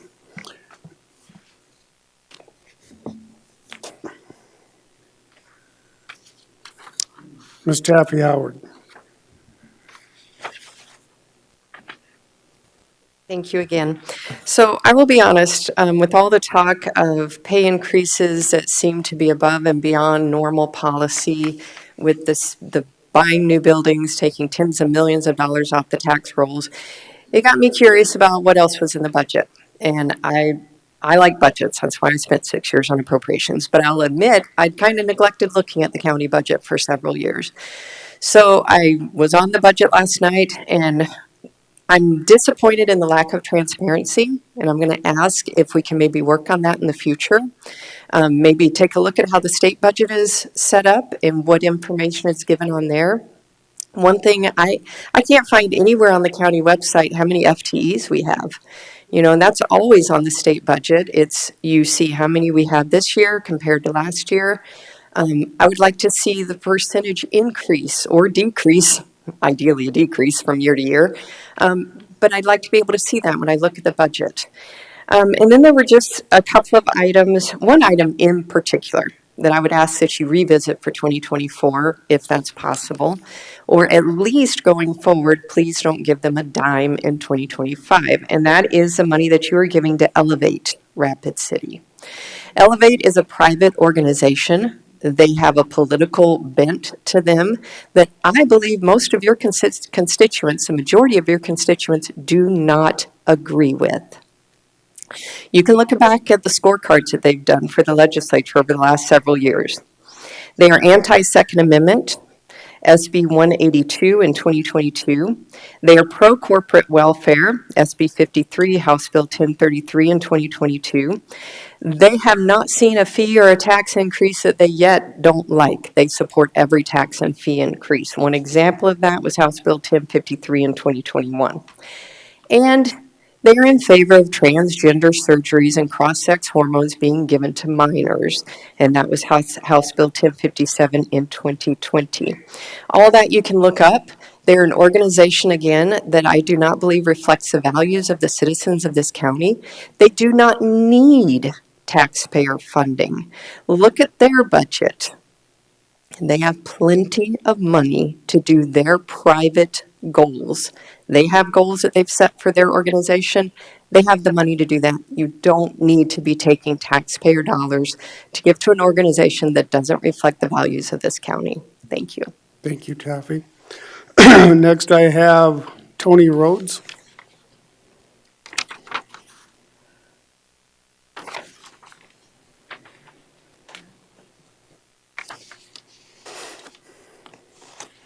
Good morning, Commissioners. Thank you for the opportunity to speak. I just have a few things. I'm not up on all this stuff as a lot of people are. They follow it doggedly. They're just really tuned in. I'm just Tony, okay? I work hard. I work long. I pay my taxes. I don't understand exactly how the evaluation on my home changes from year to year, but I pay anyway. But I do have some concerns. The first concern being the discussions of having a county administrator position individual. I don't like that. I don't like that. I voted. I already voted for my representative. I already voted for the individual that I can call, that will listen to me and consider my concerns in the administration of the county. I didn't like it when they were trying to have a city administrator or a city manager because they are an unaccountable, pseudo-governmental entity. They're not beholden to the people, and they're not beholden actually to the government. It's a mechanism whereby additional edicts, rules, policies can be established without consultation with the citizens, we the people. We the people are still the ones who are providing the money, by and large, whereby the government is compensated, whereby the government's fiscal minutia comes from. So I think you need to stop that conversation, and I encourage everyone who has the opportunity to hear this or read this to be very, very sensitive to any other discussions about county managers or city managers. It falls under the concept of home rule. Home rule doesn't fly well, especially with individuals who are concerned about their money. Secondly, in the consideration of moving government agencies from here to there to elsewhere, purchasing new buildings, et cetera, if you are trying to be of what we ask you to be, which is a service that we, the taxpayers, have asked for the provision of, can you consider the population who is going to be served by the office and where the office is going to be moved to. Too many times I'm seeing lately, we're putting the services out on the fringes where people who need those services, if they don't have a car, they can't get there. If they have a need, an immediate need, or they need to go through a process where they have to visit the office several times, they can't get there. And then what happens to them? They fall through the crack. They don't get the service that they need. And then what happens? In the worst possible circumstance, they find themselves on the street. Time. Thank you. Please have a blessed day. Thank you. Mr. Chairman, Mr. Drews. can I clarify the county administrator? Yes, please. So I received a few emails in regard to being opposed to having a county administrator also, of which I responded to. And now at least 3 people have mentioned the county administrator here. To my knowledge, there's no proposal for a county administrator in Pennington County. Never has been. I think this was taken out of context when Commissioner LaCroix, following our state convention in Sioux Falls in September, reported on what's called FAN, Financial Action Network. And a couple of counties have utilized that system, Minnehaha County and Lincoln County in particular, in which they've invited experts to volunteer to come in and basically open the books of the county and receive suggestions as to whether or not they're spending the money as designed or not. One of the recommendations that was made to Lincoln County from that report, and I have a copy of that right here, was for them to move forward and hire a county administrator. And I believe that's what Commissioner LaCroix reported, is that as a result of theirs, the recommendation was made to hire a county administrator, which they did do. Lincoln County, for those of you not familiar with it, the largest city in Lincoln County is also Sioux Falls. The county seat is Canton. They're sitting, I think, at about 70,000 in population at this point in time. And they've had tremendous growth. And so I believe that was their choice to move forward with the county administrator. That's not a proposal in Pennington County. Thank you. Chairman. Thank you for the clarification, Ms. Hadcock. Okay, I'm going to disagree because when you announced that, number one, none of us commissioners knew that. You put that out there, and I think that should have been something important enough for us to discuss before you said, I'm thinking about having a committee of 4 do a county administrator. That's why these people are probably here. That's why they called me. One of them did, and that's what I heard. Then, for full disclosure, with an HR person, when everybody was getting $125,000, that was put on our paper, that was put out there. One of the people here she recommended to be a county administrator. She'd be good at it. So, for full disclosure, I met with her for an hour or 2 there. So, why I said that was, if we're going to give all our department heads 125, and you're recommending to have someone as a county administrator, you ought to talk to your department heads. That hasn't happened yet about that. So how can you be the HR person and put that out with a meeting with me, and then you're telling the public that never happened and we never talked about that? It was just Lincoln Day. Then, let's say full disclosure, that's why I said we need to discuss what happens in executive session, because some of that, for full disclosure, that I found out from an employee was discussed in executive session about a county administrator. Point of order. So- You're talking about stuff that, Okay, but I was told, with full disclosure, from an employee that somebody else had told that was discussed. point of order, Okay, so we're just talking saying. hearsay unless you got evidence that we want to bring Well, the people evidence I forward. had with your Point of point of order. order is that Carol had discussed, she's our Point HR of person. order. One of our We're not people to talking be a about county administrator. employees. Okay, I understand point of order, but I'm telling the facts. Thanks for the clarification. I do have the notes from that meeting. It was on the 19th of this month. You can go to 115 to read it yourself. Please, folks, if you're out there, look up Lincoln County. This is what I reported. It was their presentation. And it did not say anything about hiring one or nothing. If you look at it, these, not only the school board, Minnehaha and so forth, have done these, done this financial analyst network report. And I just reported that that's what they did, and a lot of stuff's getting brought out. I gave the report from the SDC conference. To be full disclosure, in case I decide to talk with employees afterwards. That's what the whole intent of the whole report is, and that's what reports are underneath the commissioners, is just that, a report.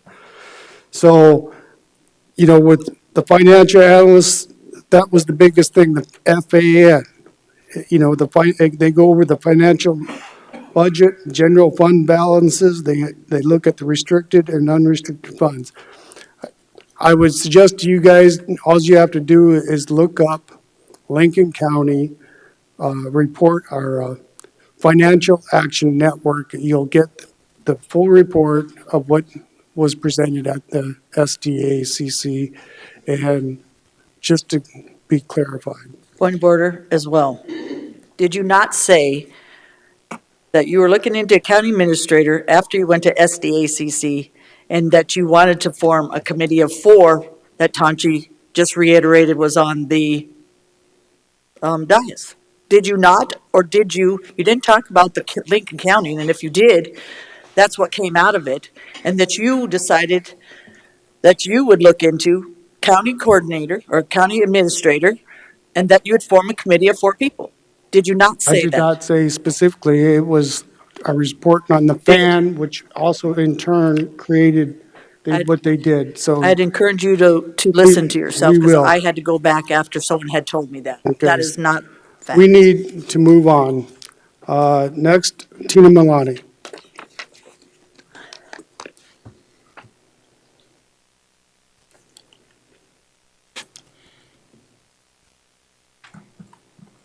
Thank you, Commissioners. Tina Mullally from Rapid City. I did listen to that committee, and I did read the FAN report. So I do understand that you were making a report on that. However, at the end of that report, you did state that it was a team of 3 or 4, and that you just wanted everybody to put it on their radar. Well, I am informing you that I am putting it on my radar, that a county administrator is not something that this county, Pennington County residents want. And I will tell you that we fought the city wanting a home rule, and we defeated it before it even got put on the agenda for the city councilman. So I will put this on my radar. Thank you, Tina. Matthew Mafor.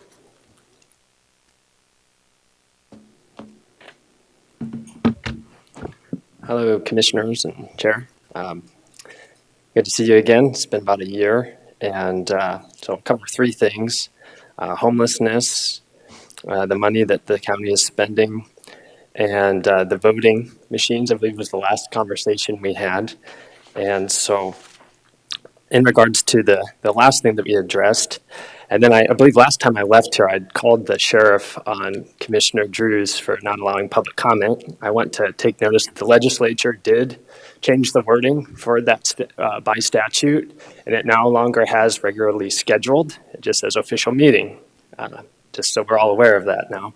And that there was a case before the Supreme Court, and I haven't heard back of how that all has turned out.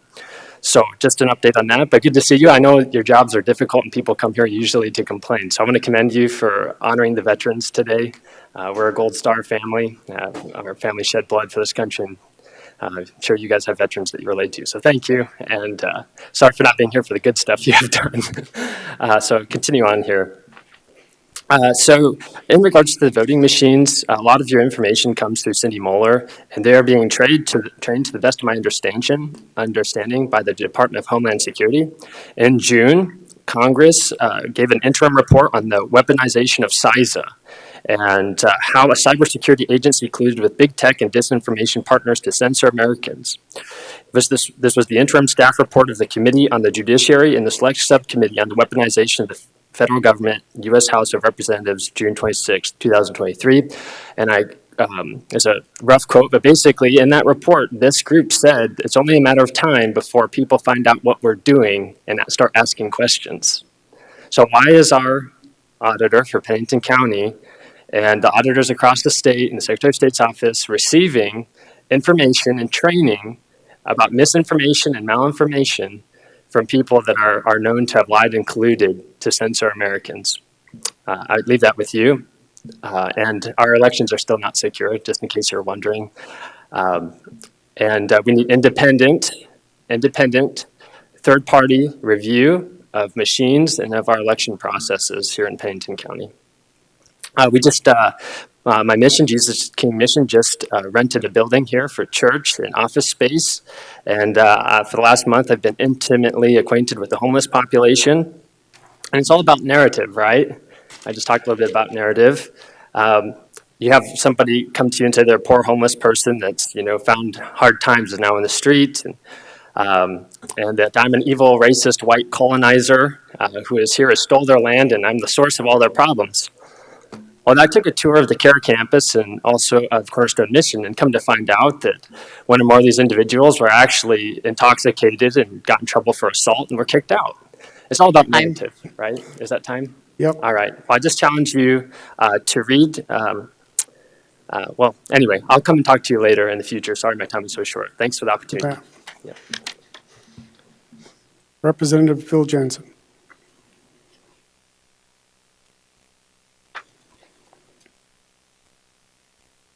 Morning, and thank you.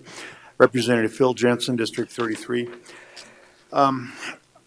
In 2015, there was a bill that was brought by Senator Mike Valley when I was in the Senate, and it was Senate Bill 1. And what it did, it raised approximately $100 million toward for taxes to repair roads and bridges.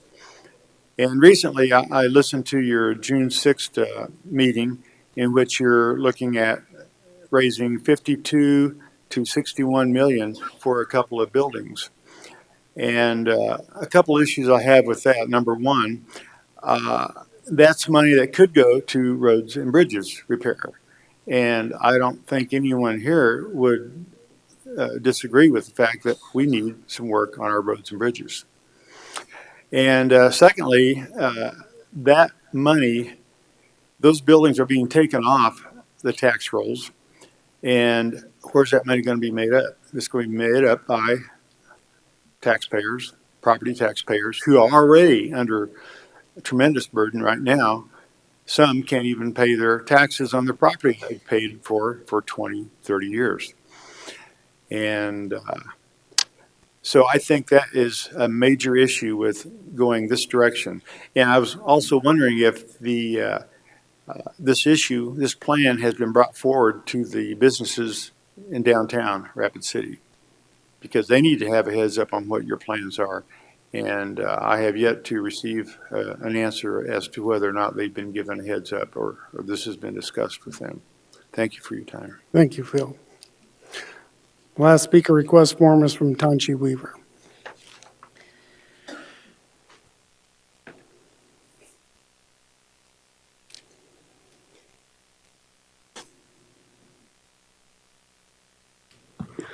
Okay, I apologize for being absent. I had a bit of a medical emergency this morning, but I was listening to the earlier part of your meeting. A lot of the conversation revolves around public service, whether it be buildings, higher wages, whatever. I'm going to bring up a golden oldie. What about the 4-day week? Which actually in reality is 41 weeks of 4 days of service and 11 weeks of 3 days of service every year. How does that serve the public? I know this is something that has only been in effect since the beginning of this year, but I encourage you to consider that in the big picture as well. I do not believe, and I never have, that serves the public well.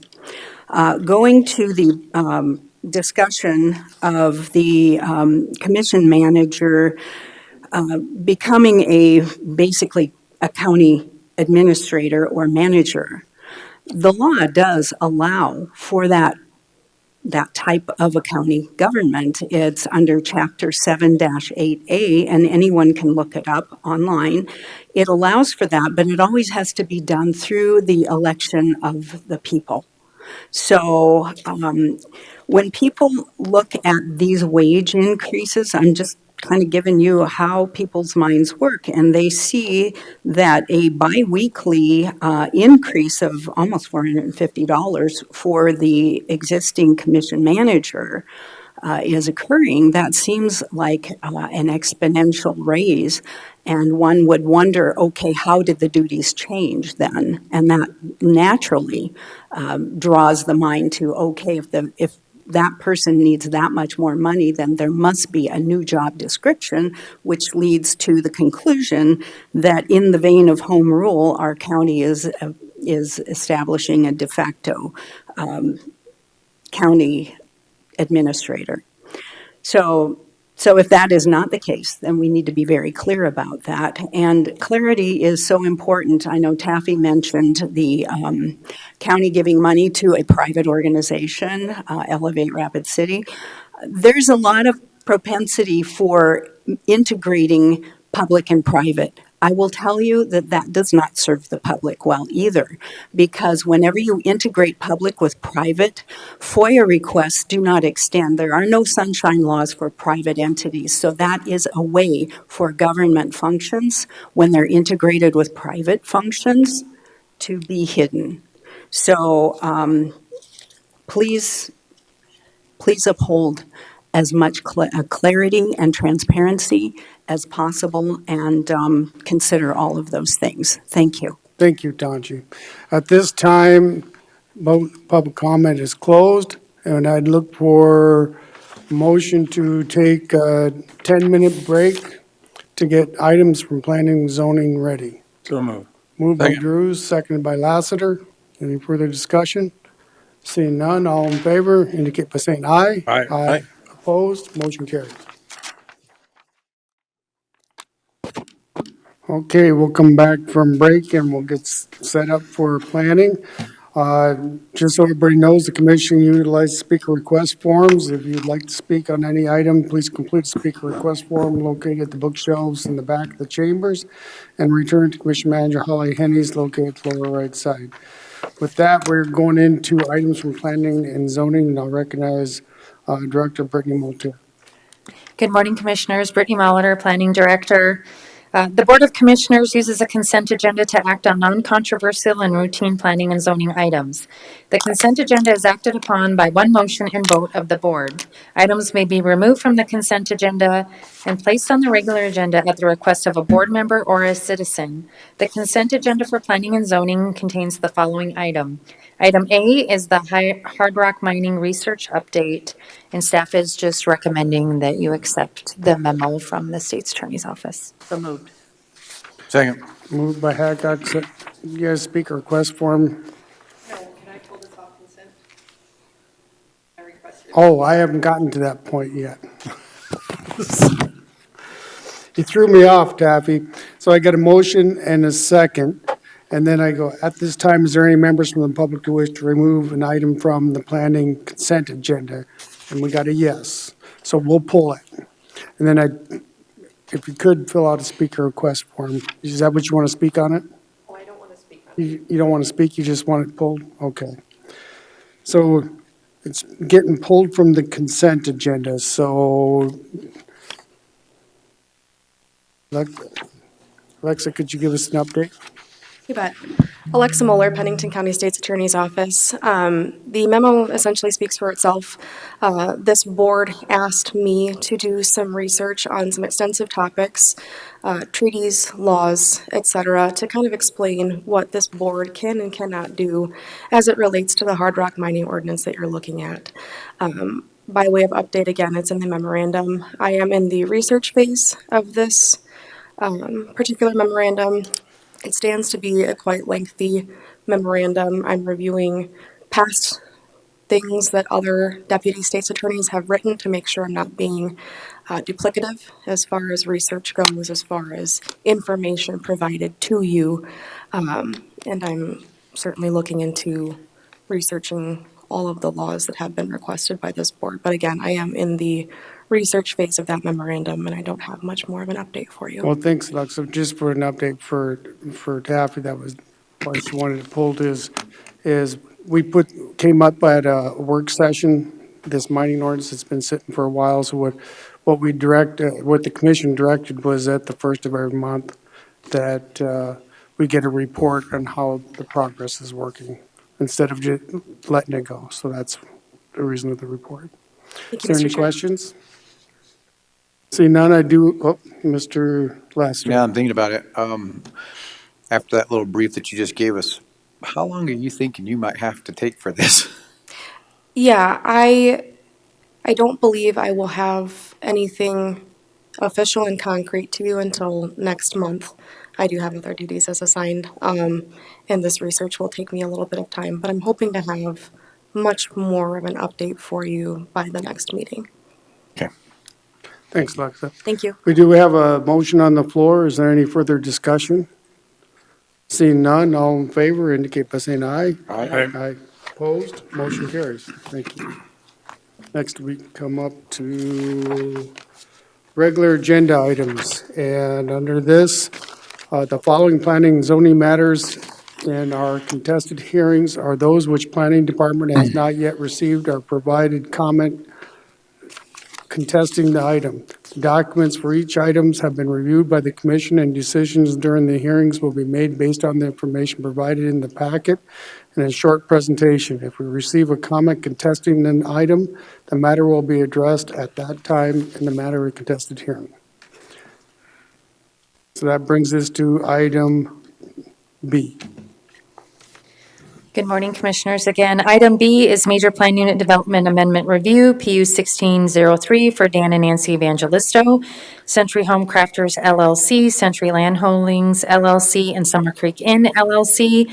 And this request was to review an existing plan unit development to allow for a specialty resort development to include uses such as a vacation home rental, weddings, receptions, picnics, family reunions, single-family residences, a bed and breakfast, storage, gift shop, spa, cabana, bistro, detached accessory structure with living quarters, duplex, and et cetera on the subject properties. The Planning Commission did recommend approval of the review of this major plan unit development amendment with 45 conditions. Staff did do a site visit up there, did some research on their project. There hasn't been no significant changes to the property, to their uses or the property, and there have been no complaints. Thank you. Any comment from the commission? Chair, Ms. Hadcock. just a question.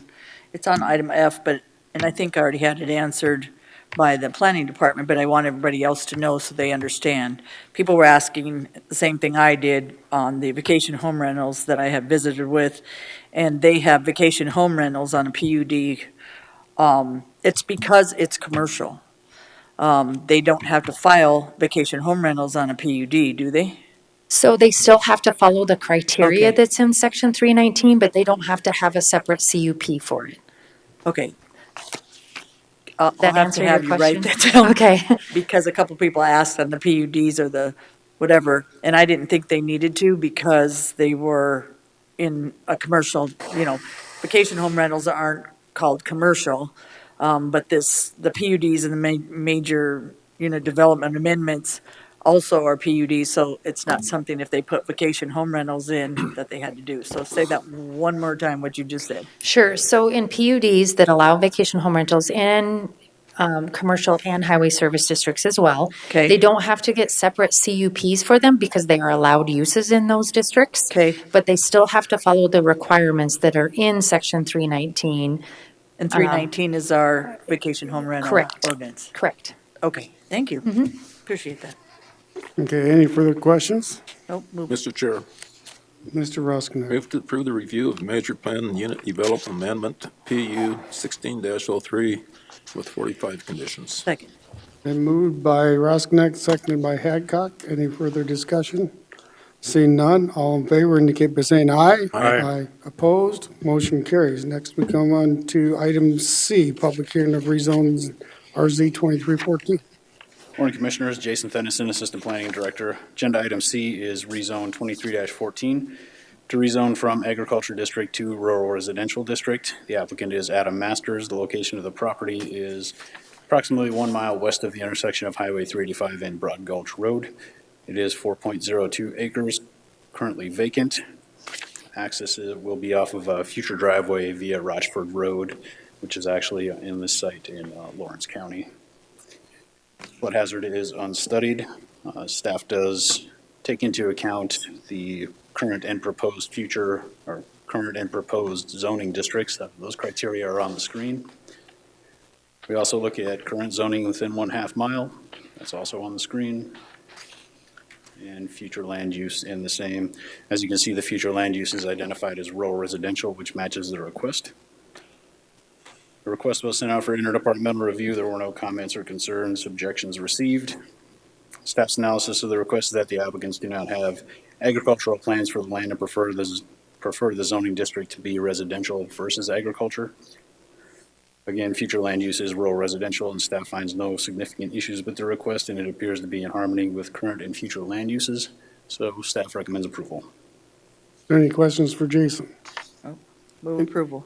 Second. Moved by Hadcock, seconded by Laster. Any comment from property owner or their representative? Seeing none, all in favor indicate by saying aye. Aye. Opposed, motion carries. Item D. Mr. Chair, agenda item D and E concern the same properties. It's comprehensive plan amendment and a rezone. Okay, so I'd look for a motion from the commission to suspend the rules of order and take up items D and E both at the same time, but vote on them separately. So move. Second. Moved by Drew, seconded by Laster. All in favor indicate by saying aye. Aye. Opposed, motion carries. All right, thank you. Agenda item D is comprehensive plan amendment 23-10, and agenda item E is rezone 23-15. They're both to change future land use from agriculture district to suburban residential district and to change current zoning from agriculture to suburban residential district. The applicants are Tanner and Shauna Lofen. Location of the property is near the intersection of County Road and Cortez Lane. The property is 1.27 acres, currently vacant. Access is off Cortez Lane, and there's no special flood hazard area on the property. Again, staff does take a look at this metric that's on the screen to compare current zoning to requested zoning. Also, again, within 1/2 mile for current zoning, which is on the screen, and future land use in the same. Staff did look at infrastructure as well. Cortez Lane is a 66-foot wide platted right-of-way. It is currently only 18 foot of gravel. There is private water and private on-site wastewater, which does not align with suburban residential district.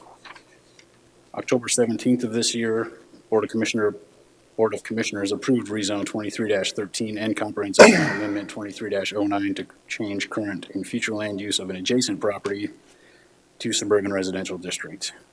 With that, staff recommends denial of comprehensive plan amendment 23-10 and rezone 23-15 as roads and infrastructure do not support further suburban residential development.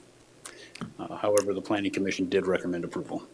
Thank you, Jason. I was on the planning commission on this, and folks, commissioners, we had another item or two before this one, and the planning commission was understanding that why put the burden on the other one and from our previous ones with the road. So that's why they decided to vote for approval. I mean, Jason can probably explain it a little bit better with the prior ones that we had earlier this year.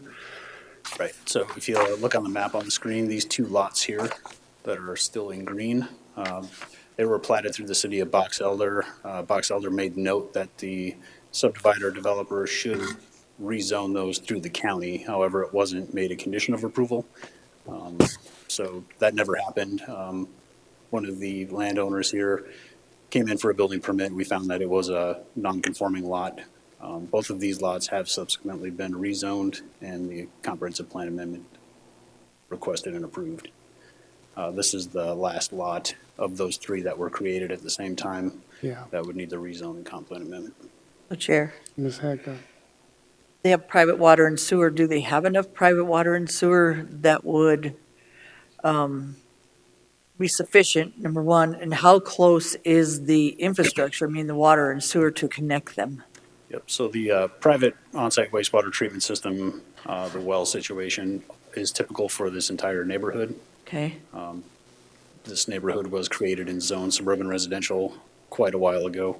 I remember I that. think as far as the city limits go, this is the Box Elder city limits. I believe that's the extent of their infrastructure. I don't have a current map to show exactly where they have their water lines, but So you guys, because of the infrastructure, you disagreed, but, and I understand that, they need to connect to water and sewer in one sense because it's suburban, but the other, how do they, I mean, if they have, do they have sufficient water and sewer, if they did not have a connection to, city water and sewer, Jason?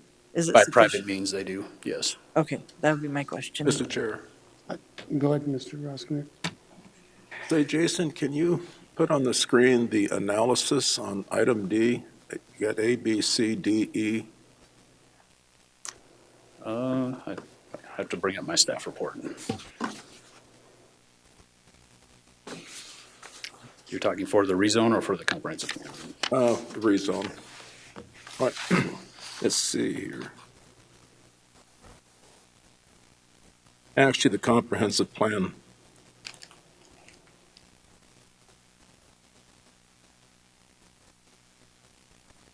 So it states that October the 17th, 2023, the Board of Commissioners approved rezone 23-13 and a comprehensive plan amendment, CA 23-09, to change the current zoning and future land use of an adjacent property. Is that correct? Is that an adjacent property, what we approved on October the 17th? Or the way I look at it, it's 2 lots removed, so I just want to make sure I'm looking at the right property. Right, probably could have phrased that better, I guess. Within the vicinity, I am talking about, I did specify that property in there as 6A, I believe. 6A and 6B are the two properties that I previously discussed that were part of this planning action through Box Elder. So it was these two here on the screen. 6A, So it's 6B. not next to, it's in the close proximity? Yep, close proximity. Okay, that was my question. Chairman, I don't know if anybody else has a question, it just, something came to mind, sir. Go ahead. Are we putting contingent on if the sewer and water is in suburban area continued on Country Road, that people have to connect to? I know the city, we talked about this before, within 400 feet. In the city, you have to connect to the water and sewer. Do these properties, if the water and sewer is connected on Country Road, would they have to, based on county rules? I believe if that were ever to come into play, Box Elder would be annexing this portion of property, so I think that would be determined through them. Thank you, Jason. And I think just for clarification, if I remember correctly, one of the biggest holdups on the last one was the road was updating it from 24 down to 18. And so I think that's why the planning commission made their recommendation as they did. I agree, Commissioner. Mr. Chair. Mr. Drews. I'd move to approve the comprehensive plan amendment, CA 23-10. Second. It's been moved and seconded to approve item D, comprehensive plan amendment CA 23-10. Is there any further comments? Seeing none, all in favor indicate by saying aye. Aye. Aye. Opposed? Motion carries. Item E, we took them both up at the same time. Does anybody want to Mr. Chair. discuss that? Move to approve rezone RZ 23-15. Second. Moved by Roskinek, seconded by Hadcock. Mr. Drews, did you have a comment, or you were going to try and make a motion? Okay. That's fine. Any further discussion? Seeing none, all in favor indicate by saying aye. Aye. Opposed? Motion carries. And that motion was to approve rezone RZ 23-15. Okay, now we come to contested hearings, item F. Agenda item F is Planned Unit Development Overlay 23-06 to allow a recreational resort. The applicant is Horse Creek LLC. The agent is Garrett Kuchenbecker. Location of the property is 23570 Highway 385. It is 18.07 acres, currently zoned commercial district. Existing land use is a legal non-conforming recreational resort. Access is off 385, Highway 385, and there is special flood hazard area on the property. If the board remembers, this has been in front of you folks quite often over the past summer. So I'll just give you the update for this meeting. October 10th of this year, the applicant filed a floodplain development permit application for 2 new drain field extensions. 2 days later, the applicant received preliminary approval from the South Dakota Department of Agriculture and Natural Resources. And then October 18th, the applicant applied for 2 on-site wastewater construction permits for the drain field extensions. So if you recall, the 2 concerns that staff had with this request originally were floodplain development and the on-site wastewater treatment system sizing. The applicant appears to have met both of those concerns adequately, and staff recommends approval of planned unit development overlay 23-06 with conditions. Chairman. Ms. Hadcock. I don't know if we know how hard our planning department works, but I'm pretty sure Jason went out there 24 times, if not our other planning department people with him. So it takes a lot to get where they were just to do this plan unit development overlay. So I appreciate the work that our planning department does and how much work it takes to get, like I said, many of the areas to come in compliance and where to help the people to get that compliance. So I appreciate that. I also have visited many areas a few times. I haven't seen this one in particular, but it's been on our radar for a long time. So, like I said, and I'll keep saying, finding a solution and getting people so they can get to where they need to be to order to have their property is our bottom line here. And our planning department has done that. And I know some of them work Saturdays and Sundays to get this done. So we appreciate them very much. Thank you, Ms. Hadcock, and I will pass on the same sentiments. I think this property, since I've been on the commission, has been up 3 different sales, and not only our staff, but I think also working with that applicant, he really worked, I think, hard to get this up to snuff because he wanted to be, because of the communication with the department. So I think you guys both worked hard on it. Is there any further discussion? Mr. Chair. Mr. Roskinek. Move to approve plan unit development overlay PU 23-06 with 24 conditions. Moved by Roskinek. Second. Seconded by Drews. Any further discussion? Hearing none, all in favor indicate by saying aye. Aye. Opposed, motion carries. Item G. Good morning, Commissioners. Again, item G is preliminary plan PPL 23-17. It's to create Lot 5R and Lot 6, Lot 7, Lot 8, and Lot 9, and Reservoir Lot 1 of the ranch at Black Gap. The applicant is Jeff Loggy, Dakota Land and Cattle Company LLC. This property is located on South 79 and Ambush Ranch Road. The purpose of this preliminary plan is to create 5 residential lots and 1 reservoir lot. This plat is also being platted through the city of Rapid City, so they have stipulations through the city of Rapid City as well as us. We have been working with Long Branch Civil Engineering, Cal McNabo, so we've been working between the city and with him to get this plat completed. So with that, staff is recommending approval. Move approval. Second. Moved by Hadcock, seconded by Lassiter. Is there any further discussion or comment from public or commission? Seeing none, all in favor indicate by saying aye. Aye. Aye. Opposed, motion carries. That brings us up to item H. Okay, item H is ordinance amendment OA 23-12 to amend section 313 access easements of the Pennington County zoning ordinance. This update is basically a complete overhaul of this section, is to basically clarify the section to reflect how we're currently interpreting them and requiring them to be shown or filed. So shown on plats or filed with registered deeds. So staff is recommending approval of ordinance amendment OA 23-12. Is there any questions for Brittany? Any public comment? Seeing none, I'd look for a motion. Sure. Mr. Drews. I move to approve ordinance amendment OA 23-12. Moved by Drews, Second. seconded by Roskinick. Any further discussion? Seeing none, all in favor indicate by saying aye. Aye. Aye. Opposed, motion carries. Item I.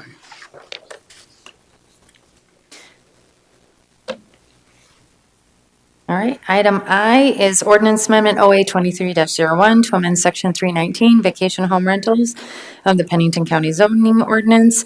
This was actually continued from the previous Board of Commissioners meeting. The portion of this that you have in front of you was the recommendation from the Planning Commission with some minor changes that the Board of Commissioners has made on this. Thank you, Brittany. And this was continued on, and these do have the changes. And when we had this up last time, we went through this page by page. I know I've got a few irregularities I wanted to point out, but I can mention those real quick. I'll go to the board first, and then, does anybody have any questions? Mr. Laster, sorry. Well, I don't have any questions. I guess I'm just gonna kind of have the same stance that I've had before. There's a lot of stuff in here that I think is overreaching on our part. I don't think we need to give some of these very specifics. I know there's some stuff that we have to address, like floodplain and things of that nature, but I think we've gone too far in there, especially with the current economy. I mean, even saying that recreational vehicles are prohibited to be VHRs. I don't see that this was changed enough for my support at this point in time, so I'll be voting against it. Okay. Chair. Ms. Hadcock. I like Michelle's email, and we don't have it on the dais today, which I apologize. I maybe should have printed it off, but she had the same sentiments that I had. Again, Travis is right. I think it's overreach. I think here's why it's overreach.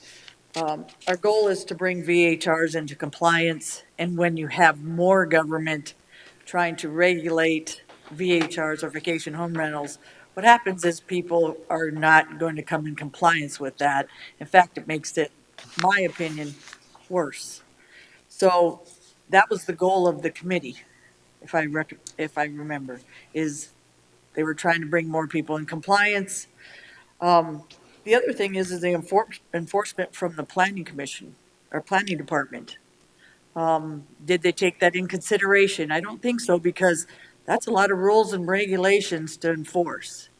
When my bottom line is the state already regulates these. We don't do it to people that have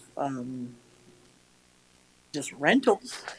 So I'm not, because of all the rules and regs, I think you could use the state and put some of the changes on the permits and a couple other things and be done with it. That's my opinion. Again, if you read this, that's a lot of different enforcements that you don't make any other ordinance do in Pennington County with this. They're usually stipulations on CUPs. So for me, again, I'm with Travis. It's got too much government overreach, and it's something that I believe in the planning department won't be able to keep in compliance and be able to do the inspections and regulate all this, so. Thank you. I was going through this, and I think one of the irregularities that I saw was that, once the permit's issued, you do a review on a complaint basis or every 3 years. And then it said the licensing fee was every 2 years, so I thought that was a little bit different.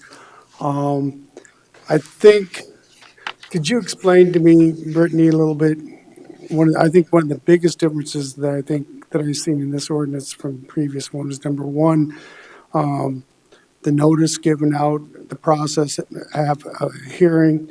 This one says as long as they comply with all the requirements, they don't have to have the hearing. Can you explain that a little bit? I understand that. That's one of the biggest changes. And I think also one of the changes is the 1 acre rule, that if it's under 1 acre, but they have the water, septic, all that upgrade, that they would still qualify. So could you clarify those two for me? Sure. So the committee had recommended two different options for getting a vacation home rental. Right now, it's just a conditional use permit process unless it's allowed already in a PUD, commercial, or highway service district.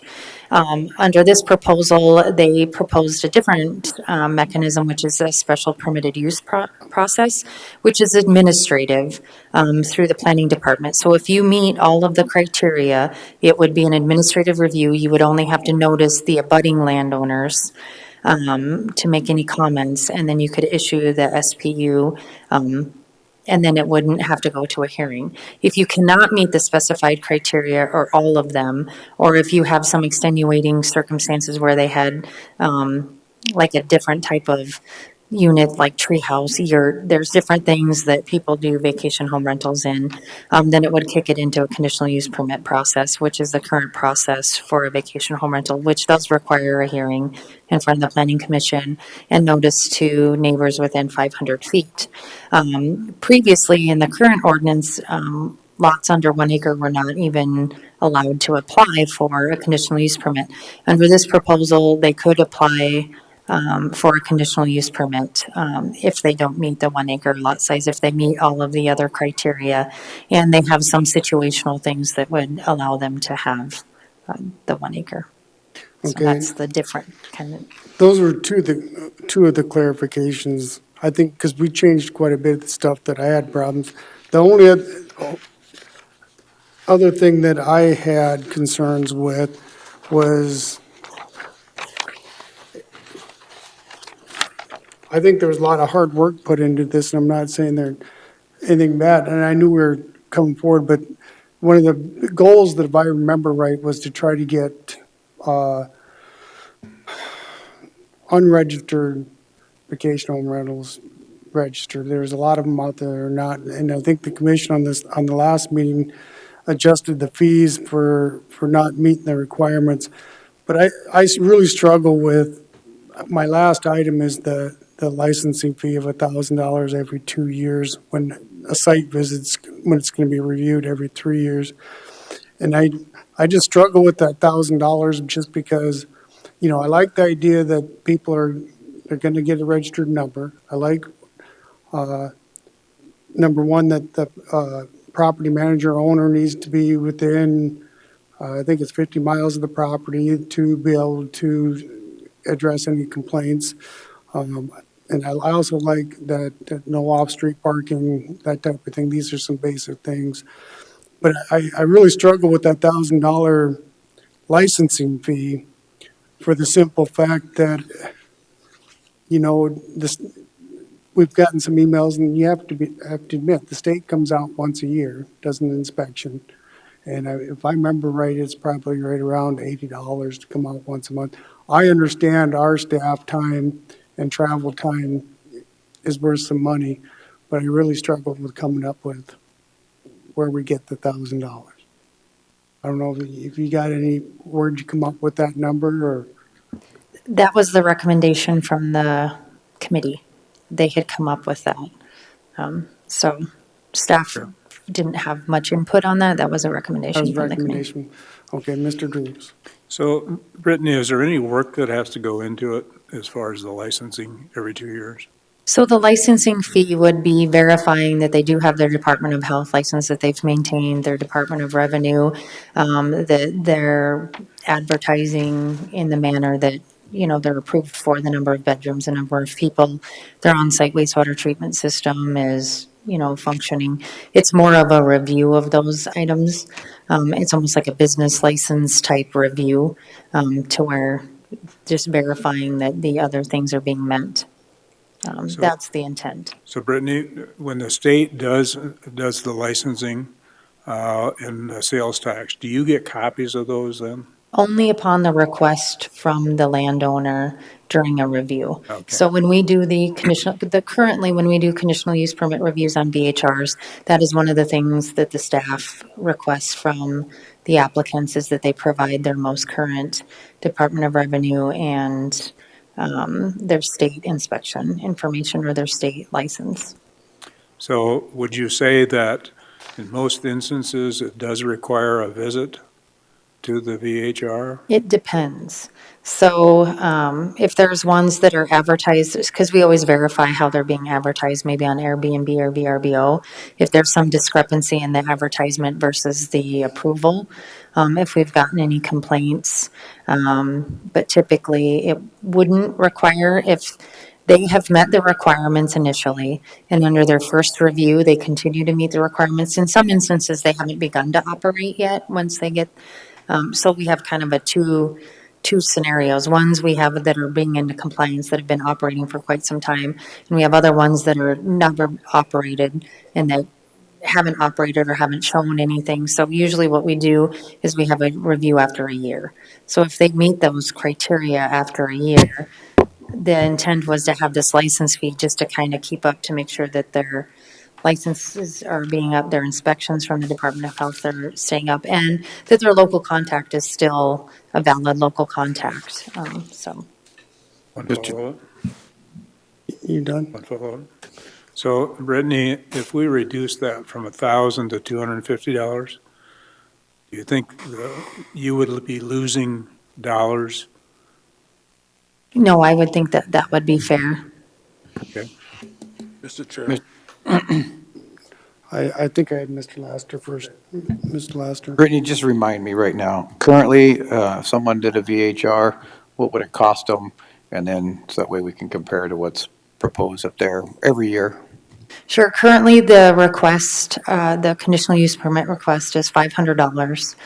And then you have the sign application or the sign permit fee, which is $25. And then you have the property owner's list, which is $20. So it's $540 for the application, plus the cost to notify all the neighbors within 500 feet. So if you have a highly dense area, obviously those costs go up, but they're by certified mail. So those run about $7 to $8 a piece. So depending upon how many people.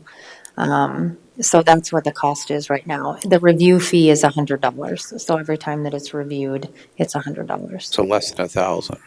Yes. It's about $645. Well, the initial would be $545 and then $100 review fee. And then this initial is going to take us to, rough math is $2,250 if we use those numbers right there. So it would be $750 would be the initial cost instead of $500. Okay. And then it would be still the $20 and the $25. And then the license for 1,000. Right, but they wouldn't have to do the license fee till after, yeah, it would have to be 2 years following the initial. So they wouldn't get the license fee on top of the conditional use permit fee. So that would be like a follow-up. And we felt adding even more cost to them to apply is going to encourage non-registered individuals to come and register.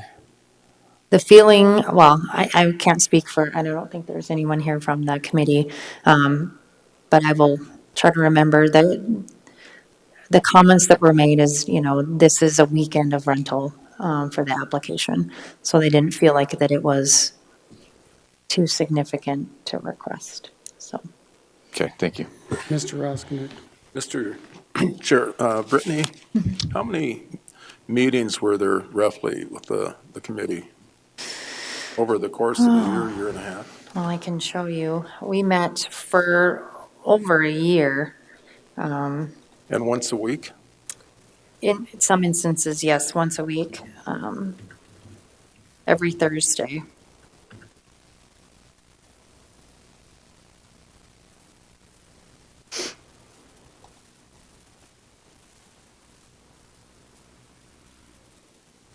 Because if you look on the, like the sidebar, so these were.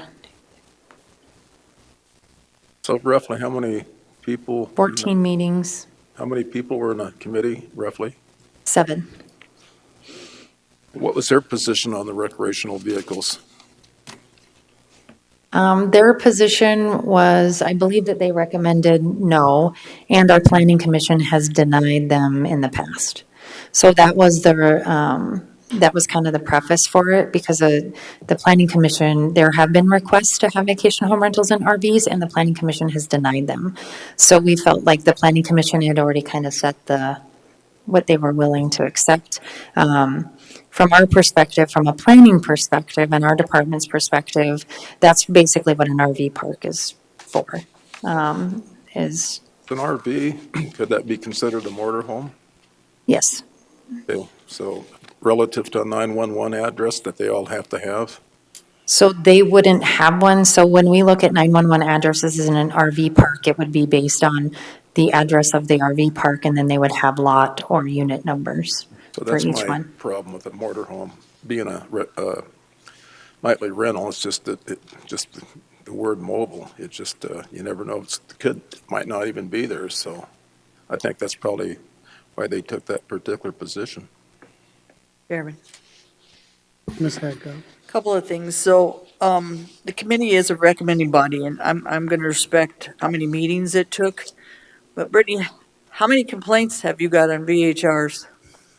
Most of our complaints in regards to VHRs are the fact that they don't have permits, that they're operating without permits. Okay, so it hasn't been on the existing vacation home rentals. There may be one or two minor complaints with them, but no, most of them are for ones that are operating without permits. So we decided to form a committee of a couple of complaints and change an ordinance and have people go through all these specifications on that many meetings to figure out that there wasn't enough complaints to change the ordinance, except that the goal was to bring more people in compliance, which in the bottom line, when you add more rules and regulations, we already know, makes people not follow through better, it makes it worse.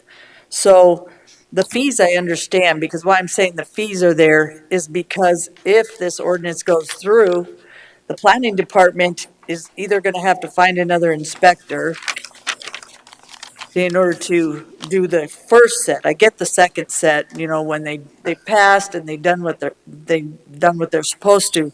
But once you add all the rules and regulations of multifamily, VHRs are prohibited in units located in apartments, condominiums, multifamily dwellings, exceptions, duplexes, single owner.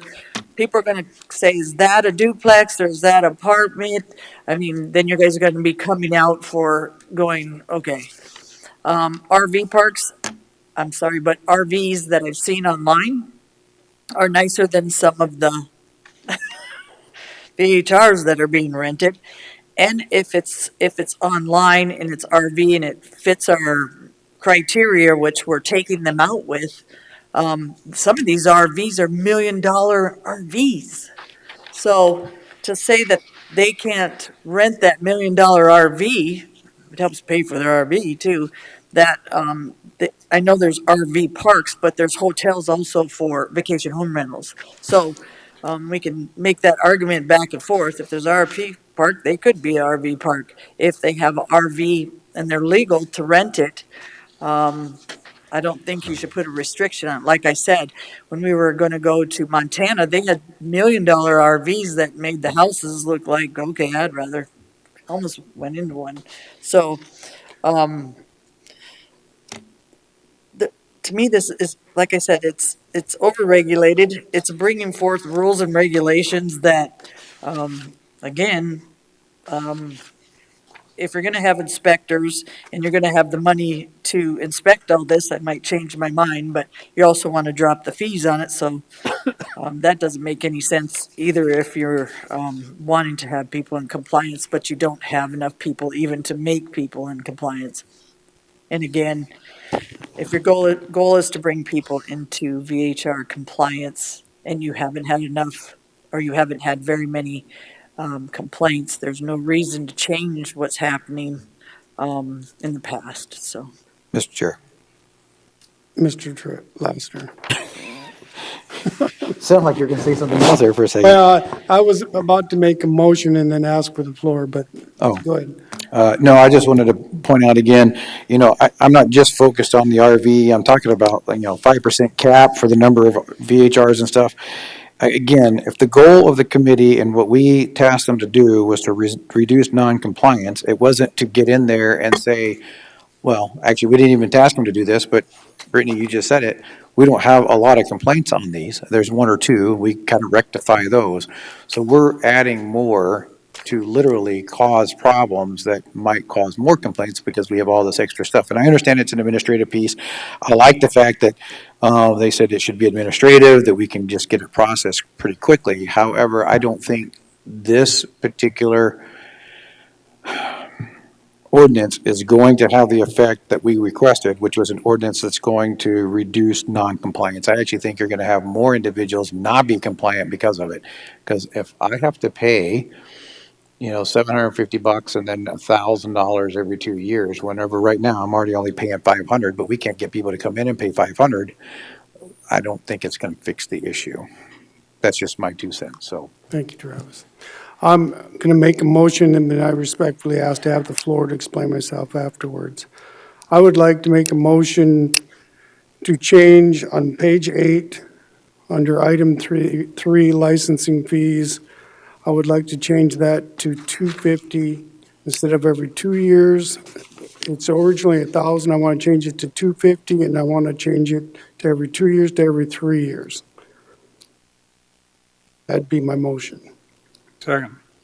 So I have a motion and a second, and I wanted to explain my thought process on that. I think that matches up with the original deal, 3 years, and I think 250 is a reasonable amount. It's still less than, that's going to cover the travel time and so forth as a compromise. I understand what I'm hearing today and I've looked at the market. I mean, right now, there's more on the market than there is need, which is bringing down the prices in which I believe the market's going to adjust itself, which in turn people will sell because they're losing money, and then the market will level out. I still think there's a need, and I think this ordinance, from our original one, is actually better because we're actually including the under 1 acre with, if they can meet that. And so, that's my reasoning behind it. I think, and we made some good changes, I think, throughout this. I don't agree with some of the other stuff that we changed with the campfires and that type of stuff, but I understand, yes, the owner can still deny that stuff, and that's perfectly in their right. But I think this, as it sits with that change, is probably better than our original, because it's taken it to administrative decision and not making a hearing every time, and if they meet the requirements, it's fair, I think. So that's my 2 cents on that. Sure. Mr. Drew. I would concur with that rationale on it.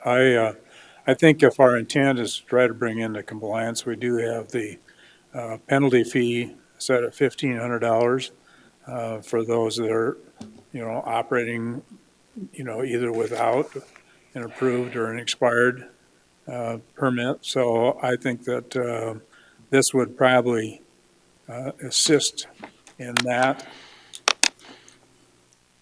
to a degree at least, of having people, if they're once, if they're once in compliance, I think they remain in compliance if you got that fee at a reasonable rate. So. Is there any further discussion on the motion on the floor? Chair. Ms. Hadcock. I'd like to ask Alexa a question. So I'm going to be up straight. If you're already operating a VHR at this time and you are a commissioner, should you be voting on a VHR or changing a VHR ordinance at this time? Mr. Chair, Alexa. I believe the board itself would need to recognize whether there is a conflict of interest. If that commissioner can go through that analysis and determine if there is a conflict of interest on the record. Okay, because if you're changing the fees, Alexa, and things like that, and then you're gonna be affected by those fees and what this board votes on. I think, to me, and I'm not trying to, people are gonna think I'm being mean, but I'm just saying, it doesn't seem quite right to me, if you're gonna be affected by an ordinance and the fees of that ordinance, that you should be voting on it, or reducing, or hiring, or whatever on those fees, just asking. Sure, and I can try to find that statute if you'll give me a moment. Okay. But there is, I mean, that particular individual would need to identify whether there is a conflict of interest. Okay. So if that person doesn't, then it's not, is that what you're saying? Or can the board vote that that's a conflict of interest or not? Mr. Chair, if I may just have a moment to find that statute. Oh, I thought you said you were, sorry, Thank you. Alexa. Look it up. I apologize, Alexa. And I will say, Ms. Hancock, at the last meeting on this, I did bring it up that I do, and I thought about it out, just on my part. I thought about this also, that's why I brought it up, but then I also think we're all on the board of equalization, and we all have properties, we vote on those too. And so that's why getting clarification is good, but I just wanted to make sure that I did bring it up at our last meeting that, and no commissioners had brought it up at that point. I asked, so. Well, Chair, I didn't think about it till you start setting fees, and I'm gonna apologize for Yeah. that, sir. That you do have a VHR. Yeah. And, I don't think you're gonna be affected, because if your board decides 250 or whatever, I don't think you're gonna be affected anyway by what the vote is, in one sense, but the other, I don't think you should be in that, that's my opinion, in there, voting on something that you would be paying or not paying later. I don't think it's the same as Board of Equalization. Yeah, if I had to vote on my own property and someone brought it up, I would abstain. Yes. So I'm just saying, So, that's why I'm saying it, Commissioner. no, I get it. I'm trying to think of, the motion on the floor is what I proposed as a compromise that I heard from another commissioner.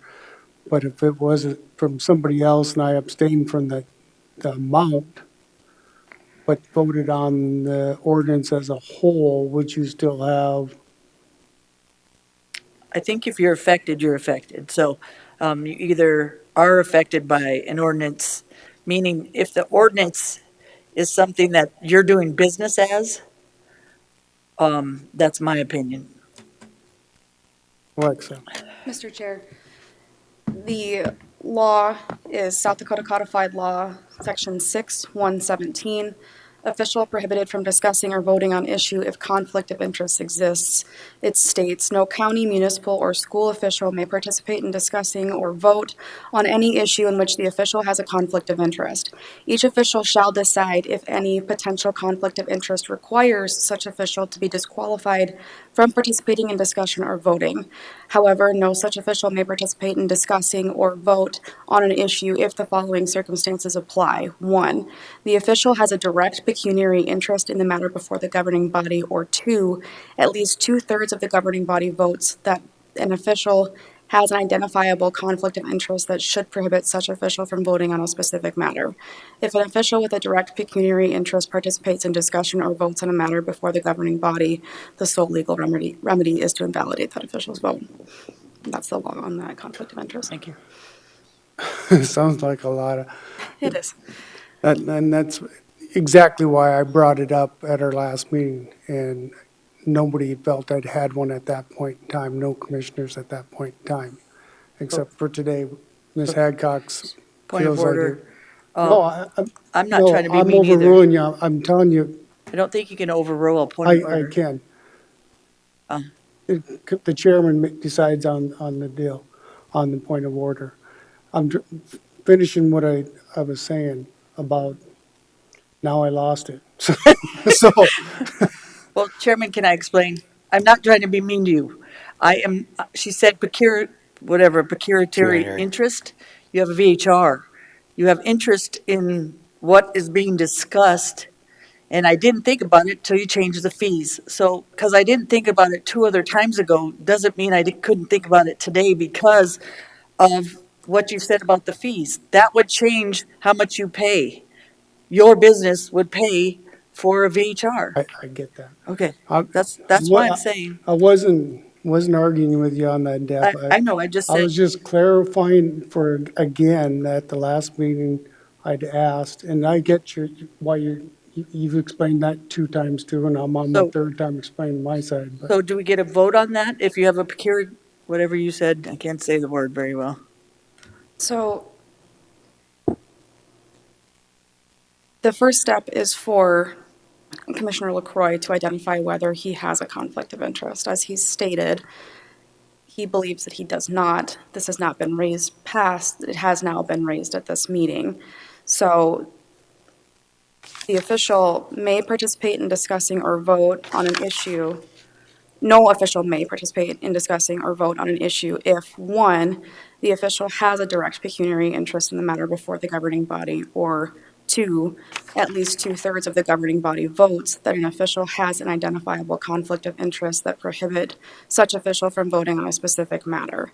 So the vote only occurs if 2/3 of this body agree that there is an identifiable conflict of interest. Alexa, I'm going to ask you, if you own a VHR, or do you call that a direct whatever, an interest in a vote that has to do with the VHR and fees and ordinances? Commissioner Hadcock, I'm not comfortable opining on that. Okay. Well, you know what that term means, and I'm not trying to put you on the spot, Miss Alexa. It's just that when he changed the fee, that's why my brain went, okay, we're having someone change a fee that has, I believe, a direct interest in what's going to happen and how much they're going to pay later, so just saying. Mr. Chair, Mr. Laster. one question. Do we have a motion for it yet, or were we just talking No, about the change? we do have a motion on changing the fee. That's what's on the floor, but not on 1,000 to the whole 250. ordinance. Not on the whole ordinance. Correct. I guess I'll have to ask my question after that because it's not germane to this particular fee. It is germane to another one of the fees, but not this particular fee. So we're voting on this fee then. That's the motion on the floor. Okay. Ms. Hadcock, are you raising the issue of conflict of interest? Yes. Okay, so she's questioning conflict of interest. So at that time, we have to vote on that, and it has to be a 2/3 vote, which is 4 out of the 5 have to agree that there's a conflict.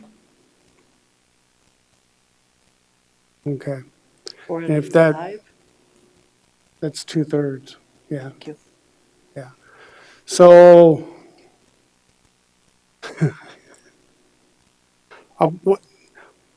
we'll go to a vote to see if there is a consideration of conflict of interest that was brought up by Ms. Hadcock. That is on the finance part. Mr. Chair, Mr. do you think we should hold off on this until we can get a legal opinion from somebody that has that expertise, so we're not the judge here? Because to me, it's not really clear. I agree. I agree. I don't have a problem. And that way, it doesn't look like I'm being mean, I'm just wanting a clarification. No, I Okay.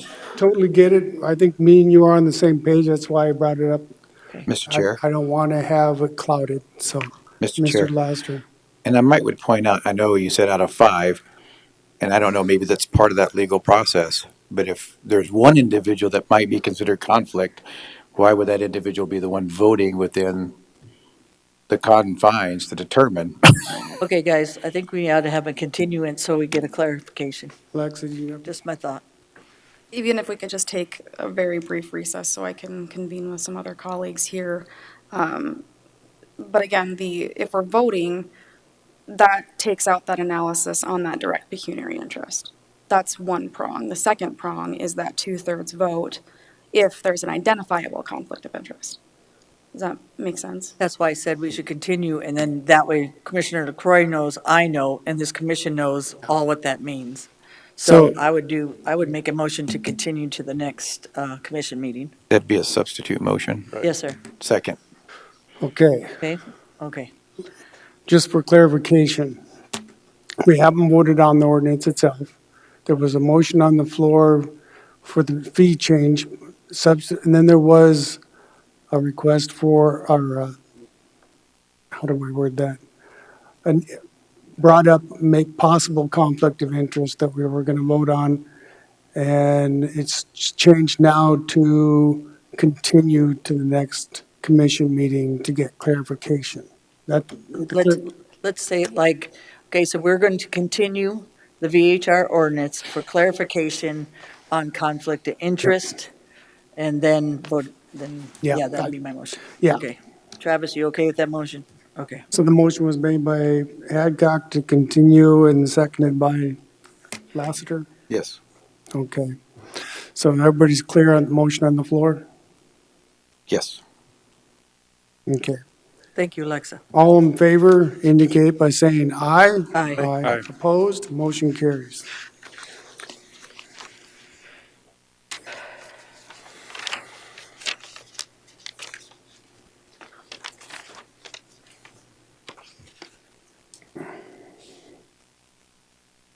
Item number 23 is items from chair or commission members. This is a time for individual members to bring forth ideas or concerns to the full board. Official action will not be taken on any items brought forth at this time. Direction may be given to bring items back before board for future consideration. Mr. Chair. Mr. Laster. This is just an update to remind you that November 29th, the TANA meeting is going to happen here at the county. There could be, I don't know if there's going to be any action or requests from the public, but just kind of giving you heads up. Okay. And I'll probably remind you next meeting as well, but that'll be November 29th, and it's in the afternoon from 4 to 6. The EPA will be here, all the other entities, the base and stuff that are involved with the water contamination from the base for that PFOS, PFOA. Just to kind of give you all heads up. Okay, and that, you've had 2 of those meetings prior to this? So we've had 2 community meetings. This was out of that last community meeting asking for technical assistance needs analysis, which is basically the EPA coming in with an entity that helps the community understand what it means with all these numbers and stuff from the water testing and all that kind of stuff and anything else that goes on in the community dealing with the water. Yeah, I was just clarifying, we've done it twice before here in this building, so. Yep. Chair, Ms. Hadcock. I would ask that we have a department head and a commission training on executive session, so we're all on the same page. That way, there's no discrepancy, and we all are understanding what can be brought in executive session and what can't. I think it's only fair to the department heads, it's fair to us at this time to have some kind of training. So we all understand that people aren't trying to be mean to others about issues. They are just concerned about the talk that is going on in executive session, that we all could be trained a little bit better on of what that means for open meeting violations. So just something we can, something food for thought. Okay. And like I said, I'll read this again. A time for individual members to bring up ideas and concerns to the full board. Official action will not be taken on any items brought forth at this time. We can definitely look into that and bring a report back at a later date. Is there anything else under item 23? Hopefully not. Seeing none, I go to item number 24, meeting and committee reports. And I will start with Mr. Laster. No meetings. And I think, even though Commissioner Drews and I were in the PDO meeting, I think he kind of went over everything, most of everything that we talked about, unless Commissioner Drews has anything to add from that meeting on Friday. Mr. Drews. Okay, I've got a ton of them. So on October 18th, I attended the Black Hills Area Community Foundation, which has hosted the Housing Summit for 2023. Although builders are continuing to produce new single and multifamily housing in the area, we continually lag in meeting current needs. We still have a current need of 3,400 owner-occupied housing units and 2,400 new rental units.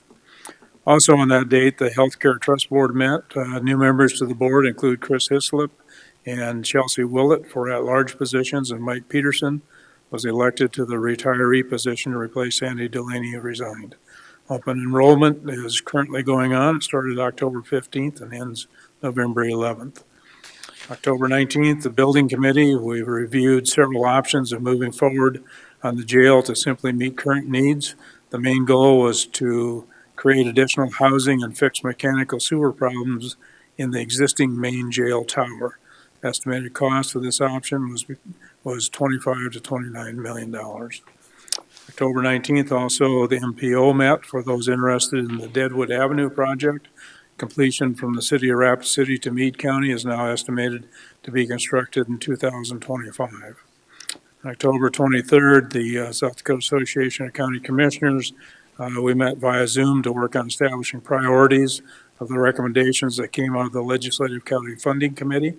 Those will be more defined during our meeting November 13th. October 24th, the Compensation Committee, much focus spent on benefits available to employees, including vacation time, and how to encourage employees to take their well-earned time off to refresh and rejuvenate. The committee will continue to work on suggestions in this regard.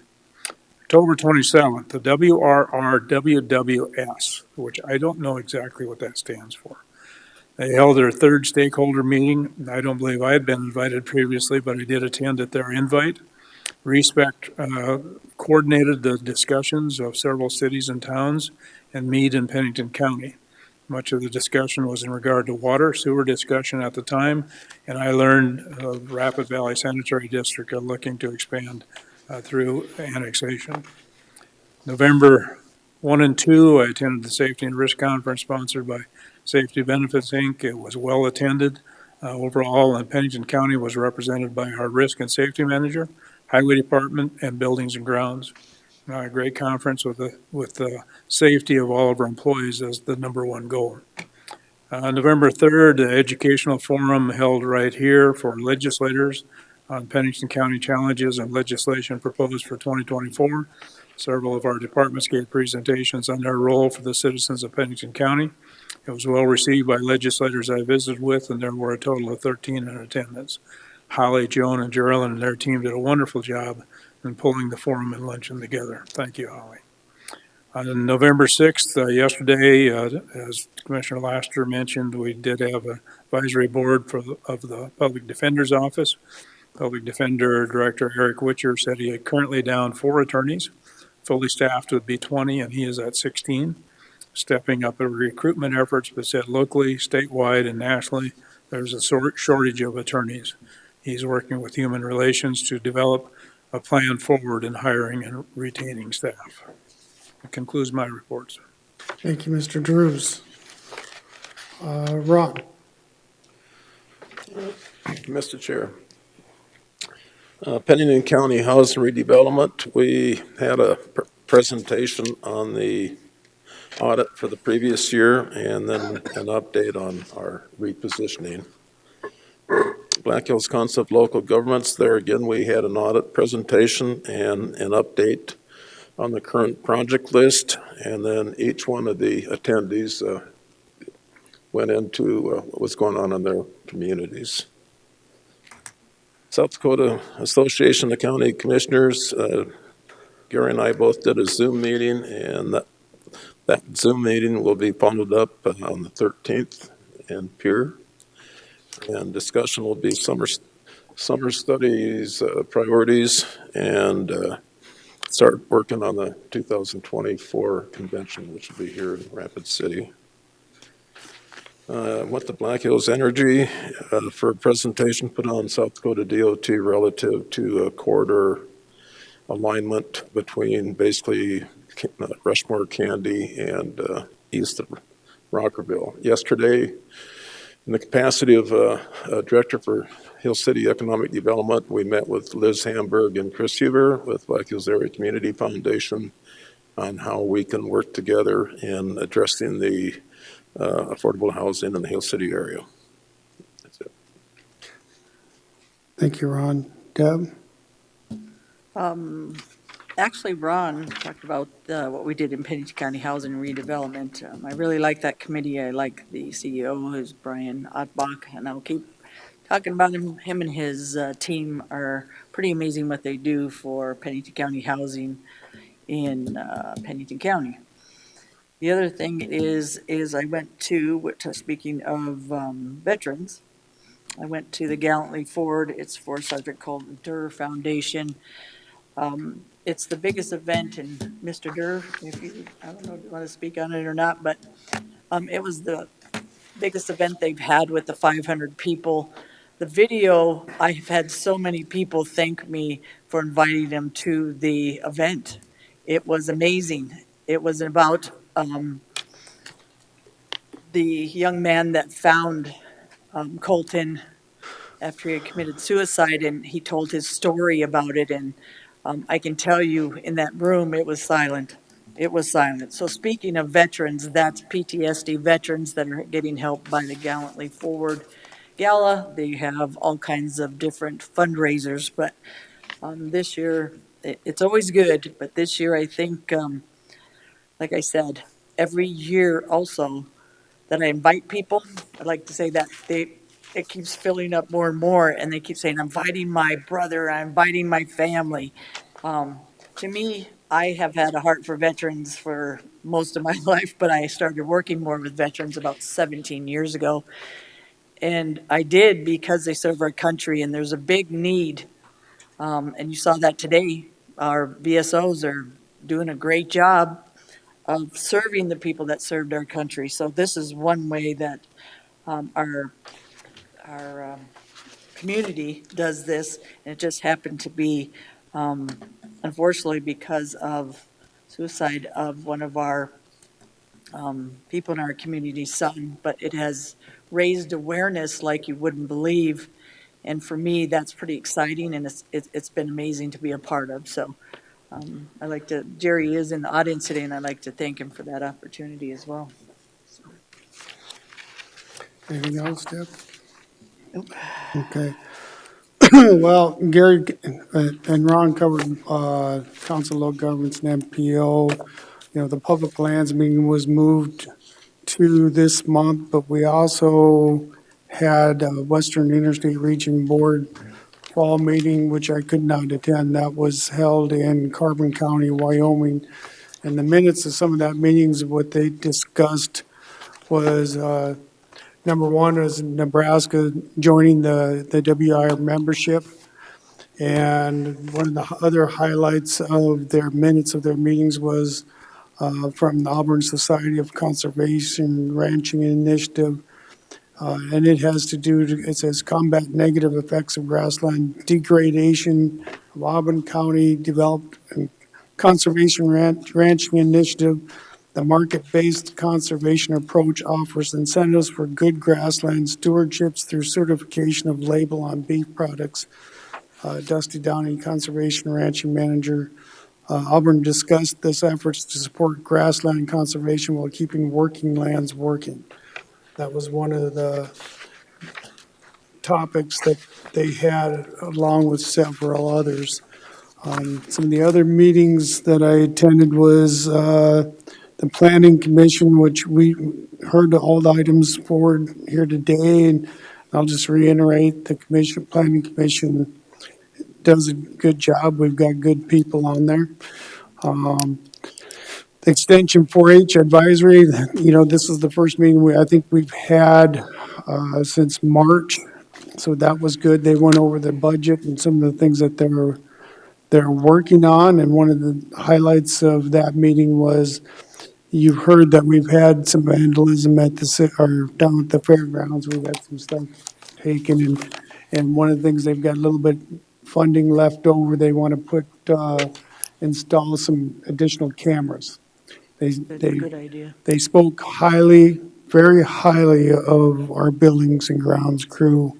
There were some heaving issues in one of the in the building, and building grounds come out and assessed and come up with plans to help fix that building to keep it up to snuff, which included some foundation work. I'm not sure of all the details, but 4-H really spoke highly of buildings and grounds and what they do for them.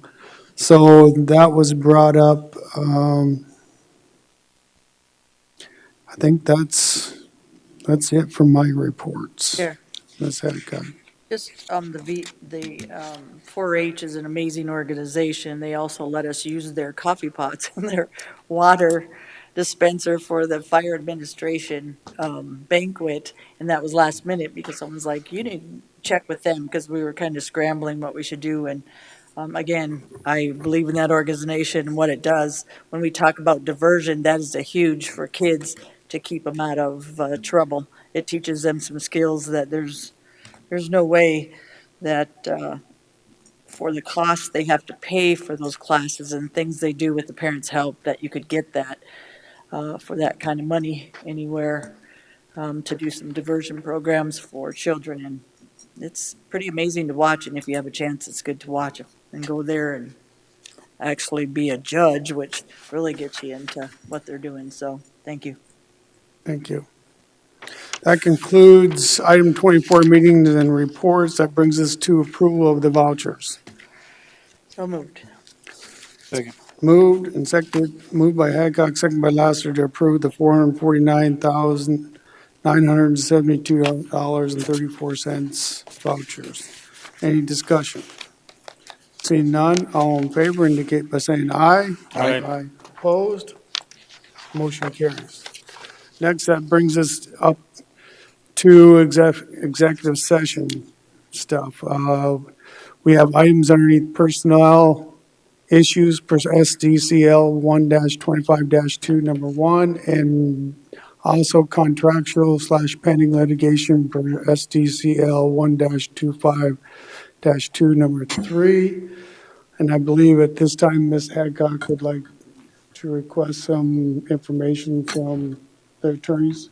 Well, it's not my attorney. It's, I talked with Jay and Laura on that. Laura was going to go back there with executive session with us and to discuss if it was just, I'm not going to say that.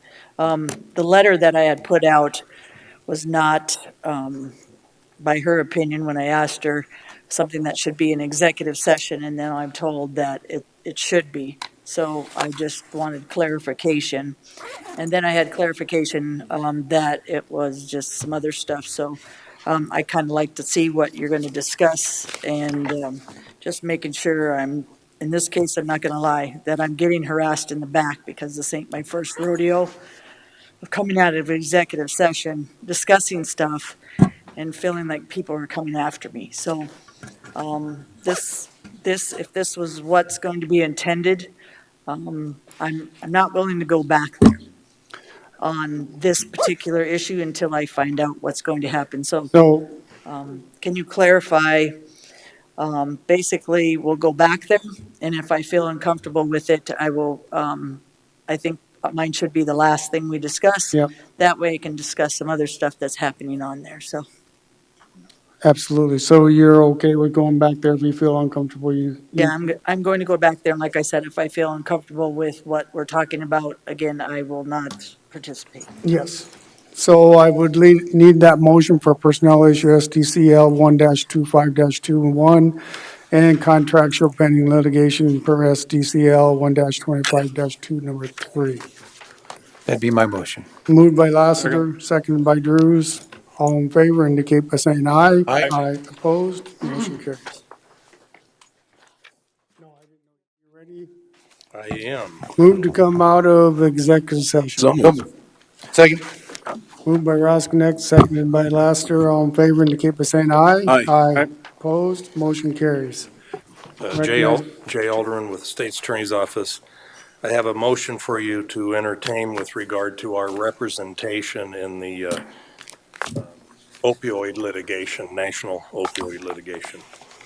It would be move to authorize Jay Anderson Davis to continue to represent Pennington County on legal matters associated with the national opioid litigation.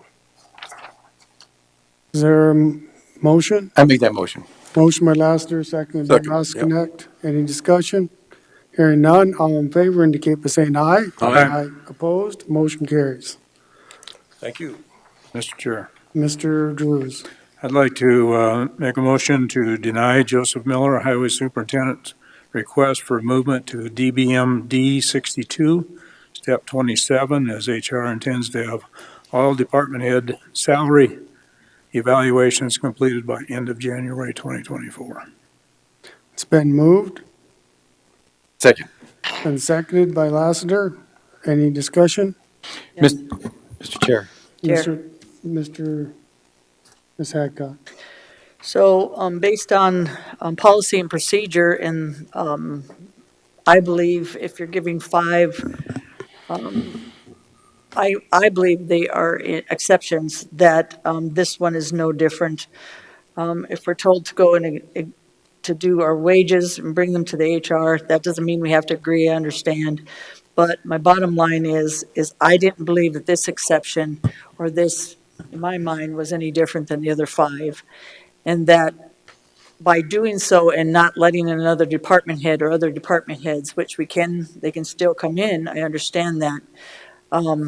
What you're doing is taking a wage study, which I think we have already done, and I have said that's why I had put an email out. That's why I have done what I've done, not to be facetious, but I wasn't understanding policy and procedure. I believe in my heart that the department heads also do not know policy and procedure and how we're moving forward for the wage study, except for what was just put out. So, and I feel bad for the highway department, because now that email was put out after and told to him. As you see, it's on executive session. It says at the bottom why. Because now we are going to do by policy and procedure and wage study. And we are going to go with that and make sure that we follow that. That's what I've got from this. I don't understand. I can't understand, and I'm still not understanding, and that's why I'm frustrated with the process that's been going on behind closed doors and in front of the public. Thank you. Mr. Lassiter. Mr. Chair, I'm just gonna, some of the discussion that I had before this meeting and, talked to Jay and asked some questions about it. And my vote on this is because I was already thinking about, asking for us to consider a moratorium until the wage study was completed. So that's the reason why I'm gonna vote for this particular motion, because I personally feel that we need to get the wage study done, make sure that we have our ducks in a row before we make any adjustments or corrections prior to that, just so that we don't set ourselves up for, basically when the study's done, then we're all kind of out of catawonkus anyway, so. Thank you. My thought on this is I'm going to wait for the HR or the end of January.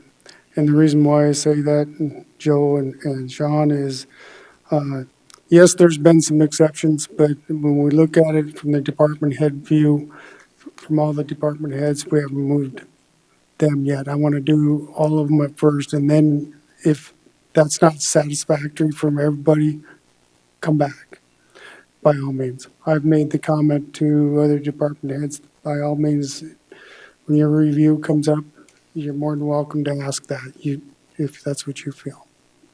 So I'm going to agree to wait till January. I just wanted to share that. Is there any Chairman. other further comments? Chairman. Hancock. I feel bad for Joe. I'm just going to say that, because if we wanted to suspend, which if that was what we were going to do in the first place, it should have been done the minute we started doing policy procedure and moving people up the scale on exceptions. So it shouldn't have been done to a department head now that we're finding that there might be some, and we don't know this, so I have to be straight up, compression and some other things that what some of those exceptions were based on. For me, I did not vote for the last three because of that.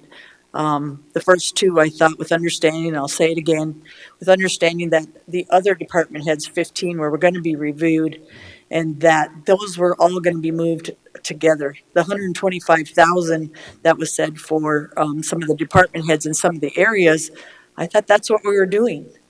And then all of a sudden, we started doing, to me, suspending the rules of what a wage study was supposed to be about. So I didn't get the policy and procedure. I'm going to say I was frustrated, and I'll say again, My intention wasn't, and my email wasn't intentional to do anything but policy and procedure. That people felt like that it was not that way, and they took it that way. That was not my intention, so I Point of order, apologize. we're talking about the wages. Well, we're talking about the No. same thing. We're talking No, about no, wages and why they were you're done. talking about an email that's going out, that's not pertained to what's on the, Well, I said on the it before table. on the wages, so I'm just gonna reiterate it, okay? And we're talking about wages, you just did. We are talking about Mr. Miller's. Okay. So we do have a motion on the floor. Any further discussion? Mr. Chair, Mr. Roskinek. I understand human resources concerns, timing, but I also understand there is a procedure for exceptions. And the exception that I heard today, I thought was very well supported and warranted, so I will be voting nay on this particular motion. Okay, the motion on the floor is to deny. Any further discussion? Seeing none, let's do a roll call vote, please.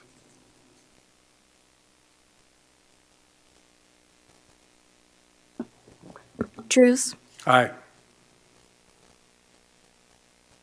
Hadcock, No. Lassiter. Aye. Roskinek, Nay. LaCroix. Aye. Motion carries. I'd look for a motion for adjournment. So moved. Been moved by Lassiter, seconded by Hadcock to adjourn. All in favor indicate by saying aye. Aye. Aye.